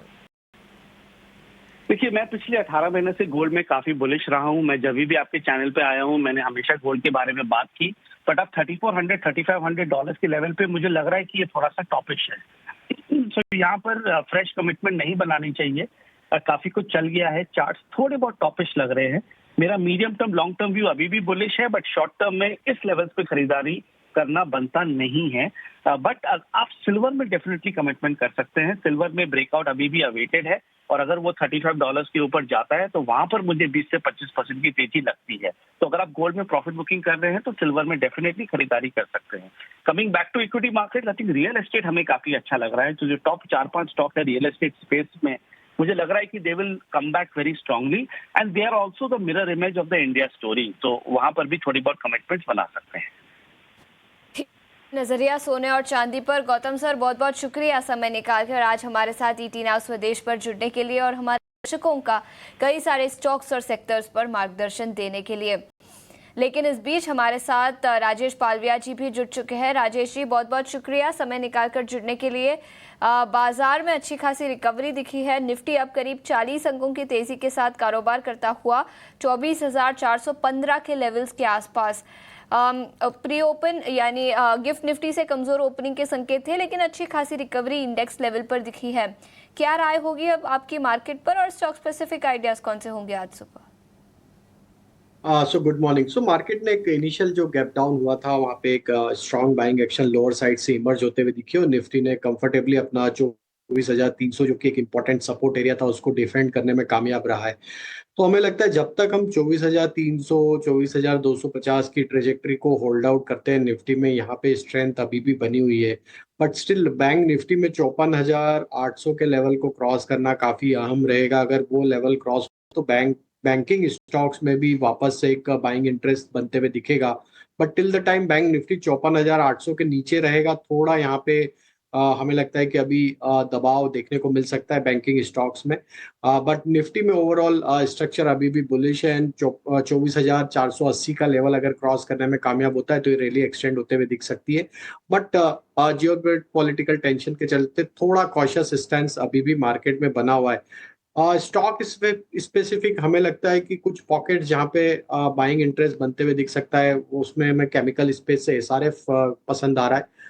SRF में अगर हम देखें तो ये करेक्शन में स्टॉक ने ऑलमोस्ट अपने 50 डे मूविंग एवरेज के आसपास से ही सपोर्ट लेके एक पुल बैक का ट्रेड यहाँ पे बनाते हुए दिखा है। तो एसआरएफ को फोकस में रखा जा सकता है। अपसाइड के टारगेट हमें लगता है यहाँ पे 3,060 3,100 की तरफ बढ़ते हुए दिख सकते हैं। डाउन साइड में जो स्टॉप लॉस रखना होगा वो करीब होगा 2930 के आसपास। वही लगता है दूसरा जो पॉकेट पसंद आ रहा है वो कुछ सिलेक्टेड ऑटोमोबाइल स्पेस में भी स्ट्रेंथ बनी हुई है। तो उसमें हमें लगता है कि ऑटोमोबाइल स्पेस को भी फोकस में रखा जा सकता है, और ऑटो एंसिलरी स्टॉक्स भी यहाँ पे एक अच्छा ट्रैक्शन पिछले कई दिनों से दिखा रहे हैं। तो टायर स्पेस पे हमें लगता है कि अपोलो टायर को यहाँ पे फोकस में रखा जा सकता है। अपोलो टायर का स्ट्रक्चर दिखाता है कि ये स्टॉक अगर 470 472 के ऊपर सस्टेन रहता है तो इसके नेक्स्ट टारगेट 505 510 की तरफ बनते हुए दिख सकते हैं। तो अपोलो टायर को भी देखा जा सकता है बाइंग साइड में विद स्टॉप लॉस ऑफ 472। 170 के स्टॉप लॉस के साथ अपोलो टायर्स पर खरीदारी की राय आती हुई, लेकिन इस बीच रियल एस्टेट सेक्टर के कई सारे स्टॉक्स पर कल भी दबाव था, आज भी कंटिन्यू होता हुआ नजर आया। इनफैक्ट रियल एस्टेट इंडेक्स 1% की गिरावट के साथ कारोबार, और कई सारे इंडिविजुअल स्टॉक्स दबाव पर है। फिनिक्स मिल्स 2% से ज्यादा नीचे। शोभा यानी मैक्रोटेक डेवलपर्स, इस स्टॉक भी 2% से ज्यादा की गिरावट दिखी है। राजेश, क्या राय होगी इन दोनों ही स्टॉक्स पर, शोभा और फिनिक्स मिल्स? तो बिल्कुल अगर हम देखें तो रियल एस्टेट स्पेस में दबाव तो देखने को मिला है, और सभी स्टॉक्स में सेम बिहेवियर देखने को मिला पिछले 2-3 ट्रेडिंग सेशन में। शोभा में जिस तरीके से गिरावट बनी है और स्टॉक अब अपने 20 डे 50 डे मूविंग एवरेज को निगोशिएट करते हुए दिख रहा है इस डिक्लाइन में, यहाँ पे अगर स्टॉक 1210 का लेवल तोड़ता है तो फिर ये गिरावट और भी बढ़ सकती है एंड हमें लोअर साइड के टारगेट टुवर्ड्स 1160 1140 की तरफ भी आते हुए दिख सकते हैं। यहाँ पे जब तक 1275 का लेवल जब तक ये स्टॉक क्रॉस नहीं करता है, यहाँ पे थोड़ा दबाव और रहेगा एंड डिक्लाइन में हमें लगता है 1160 की तरफ बढ़ते हुए दिख सकता है। फिनिक्स लिमिटेड ने अपने प्रीवियस मल्टीपल सपोर्ट एरिया को अब यहाँ पे ब्रेक डाउन करते हुए दिख रहा है। स्टॉक जब तक अब ये 1490 1500 के नीचे रहेगा, नेक्स्ट डाउनसाइड पॉसिबिलिटी इसमें 1400 की तरफ ओपन होते हुए दिख रही है। तो एक काफी क्रूशियल सपोर्ट एरिया के आसपास स्टॉक अब ट्रेड कर रहा है और हमें लगता है 1450 का लेवल अगर इंट्राडे में अगर टूटता है अब, तो ये 1400 की तरफ बढ़ते हुए दिख सकता है। ठीक है 10। तो राजेश सर आपको ऑलरेडी गाइड भी कर रहे हैं, बता भी रहे हैं कैसे ट्रेड करना है। देखो निफ्टी वापस से हर लाल निशान में आ चुका है। देखिए यही आपको हम बात बता रहे हैं, गौतम भाई भी यही बात बता के गए कि 19.5 का विक्स थोड़ा शांति रखेगा, एकदम से एग्रेशन ना दिखाइए। हाँ, जहाँ पे ठीक चीज़ थी वो था बैंक निफ्टी, वहाँ पे एग्रेशन स्टार्टिंग में आना चाहिए था, सबसे पहले वहीं आया और वहीं पे ही आया है और अभी वो मेंटेन भी कर रहा है। वो एक बार भी हरे निशान में आने के बाद वापस लाल निशान में नहीं गया। तो थोड़ा सावधानी के साथ ट्रेड कीजिए। स्टॉक स्पेसिफिक मार्केट है, इंडेक्स में अभी भी वही दिन चल रहे हैं जब आपको बहुत बड़ा पैसा इंडेक्स से नहीं बनेगा। आप धीरे धीरे करके अपना पैसे को स्विंग ट्रेड के हिसाब से बनाएं, अपॉर्चुनिटी की वेट करें। मैं समझ सकता हूं बोर हो जाएंगे, मैं खुद बोर हूं 6-7 दिन से कि मार्केट का बड़ा मूव क्यों नहीं आ रहा, लेकिन फिर भी करें क्या, गलत फैसला लेना या फिर शांति से बैठे रहना, आप खुद आपकी चॉइस है, ठीक है ना। आपको यही फैसला लेना चाहिए भी कोई बात नहीं, ट्रेड नहीं मिल रहा तो शांति से बैठे रहो, अपने प्रिंसिपल्स के अकॉर्डिंग नहीं चलना है, उसके तोड़ना नहीं है। राजेश भोसले ऑप्शंस का चैंपियन बताने के लिए हमारे साथ जुड़ रहे हैं एंजल वन से।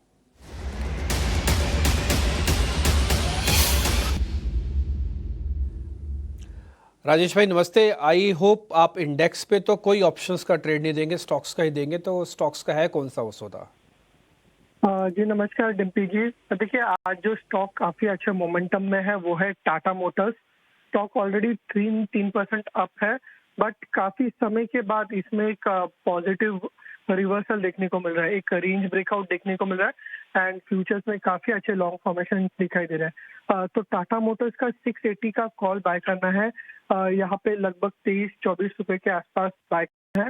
स्टॉप लॉस होगा अराउंड 17 का एंड टारगेट आप रख सकते हैं 47 का। लॉट साइज है 550 का। जो maximum risk as per stop loss होगा वो होगा 5500 के आसपास का और जो टारगेट एक्सपेक्टेड है वो हो गया अराउंड 11,000 के। ओके ठीक है, टाटा मोटर्स पे आपकी कॉल है सर, ये काफ़ी अच्छी कॉल लग रही है। एक तो 2-3 जैसे मैंने कई बार बताया ऑप्शंस में 3 चीज़ें चेक होती है। फर्स्ट सेक्टर अच्छा होना चाहिए, ट्रेंडिंग, दूसरा उसमें से स्टॉक अच्छा होना चाहिए, वो भी है टाटा मोटर्स ठीक मिला, और तीसरा ऑप्शंस काफ़ी एक्टिव होनी चाहिए और नियर बाय की ऑप्शंस हो स्ट्राइक की तो ज़्यादा अच्छी है। जैसे आप देखो 680 की कॉल है, 665 के आसपास चल रहा है, slightly over out of the call है ये, लेकिन उसके बावजूद भी एक्सरसाइज प्राइस ठीक है, 27 रुपये में कोई दिक्कत नहीं है। और फिर रिस्क रिवॉर्ड भी देखो 1:2 का मेंटेन्ड है इसके अंदर, 47 का लक्ष्य हो गया, 17 का स्टॉप लॉस है। राजेश जी बहुत शुक्रिया, थैंक यू वेरी मच ये नोटिफाई करवाने के लिए। और टाटा मोटर्स अब आप एक सौदा देख सकते हैं ऑप्शंस के तौर पर। देखते देखते जो 50 पॉइंट ऊपर निफ्टी था वापस 50 पॉइंट नीचे आ गया, यही 19.5 के विक्स की वैल्यू है। ये आपको बैठने देगा, आप पलक झपकेंगे, आप देखेंगे कहाँ से कहाँ मार्केट पहुँचेगा। आप बोलेंगे मैं तो सिर्फ कॉफ़ी की मशीन तक कॉफ़ी लेने के लिए आया, अरे अभी तो 50 पॉइंट ऊपर थे निफ्टी के, अभी 50 पॉइंट नीचे चले गए। यही 19.5 का विक्स करता है।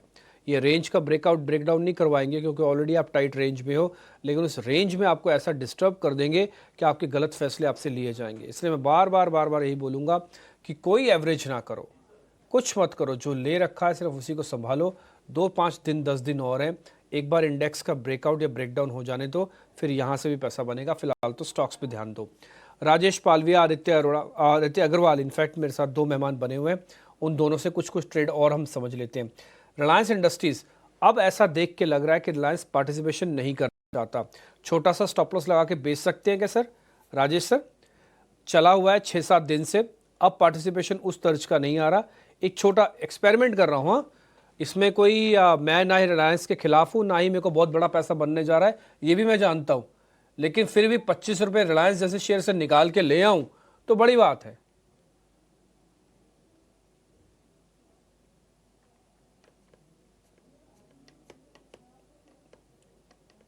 Sir one of the unmute कर लार्ज लीजिए कैप पर स्टॉक राजेश है सर। रिलायंस, और मार्केट का स्ट्रक्चर देखें तो थोड़ा सा कॉशियस स्टैंस यहाँ पे बनते हुए दिख रहा है मार्केट में। तो जरूर एक अच्छी रैली के बाद यहाँ पे भी प्रॉफिट टेकिंग इनिशिएट होते हुए दिख सकती है। पिछले 3-4 दिन का अगर सेशन ट्रेडिंग बिहेवियर देखें तो स्टॉक में फॉलो बाइंग एक्शन अभी भी एब्सेंट है। 1420 1430 के ऊपर यहाँ पे फॉलो बाइंग एक्शन अभी भी एब्सेंट देखने को मिली है। और हमें लगता है looking at the market condition, थोड़ा सा uncertainty, higher VIX, volatility high है। जो भी ट्रेडर इन्वेस्टर ने स्टॉक को लोअर साइड पे लिया है वो सब अभी प्रॉफिट यहाँ पे राइड कर रहे हैं। तो थोड़ा यहाँ पे हो सकता है कि हमें एक डिप देखने को मिले टुवर्ड्स इंस्टेड यहाँ पे जो प्रॉफिट टेकिंग यहाँ पे इनिशिएट हो सकता है। तो 1440 के स्टॉप लॉस से यहाँ पे एक ट्रेड लिया जा सकता है शॉर्ट साइड का। एंड डाउन साइड में फर्स्ट जो सपोर्ट बनेगा वो करीब बनेगा 1390 1380 के आसपास। वहां तक की स्लाइड रिलायंस में भी आते हुए दिख सकती है, बिकॉज मार्केट में थोड़ा सा वोलेटाइल बिहेवियर देखने को मिल रहा है और थोड़ा प्रॉफिट टेकिंग यहाँ पे होते हुए दिख रहा है।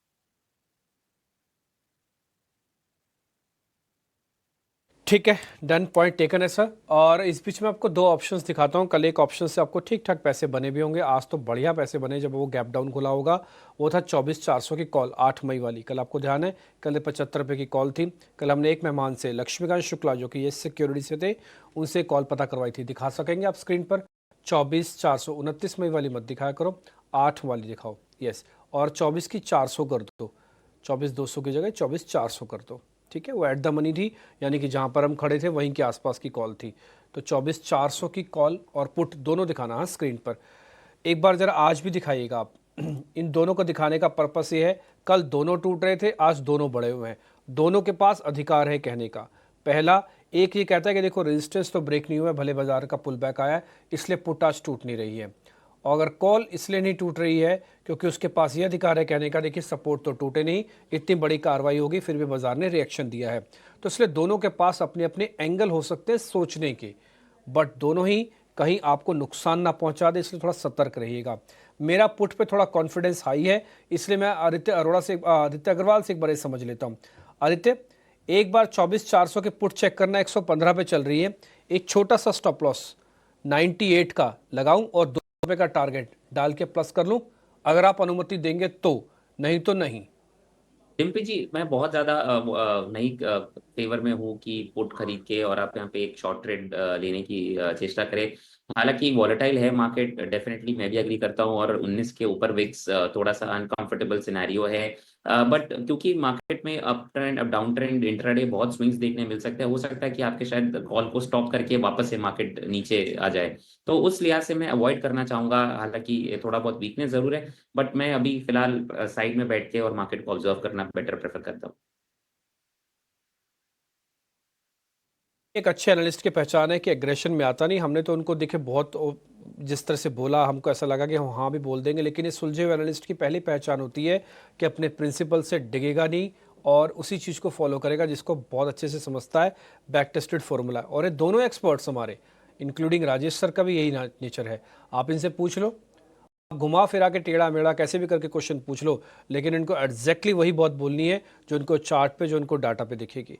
तो आप दोनों का बहुत शुक्रिया, आप बहुत दोनों अच्छे से गाइड करते हैं हमको, हमारे व्यूअर्स को भी बहुत अच्छे से गाइड करते हैं।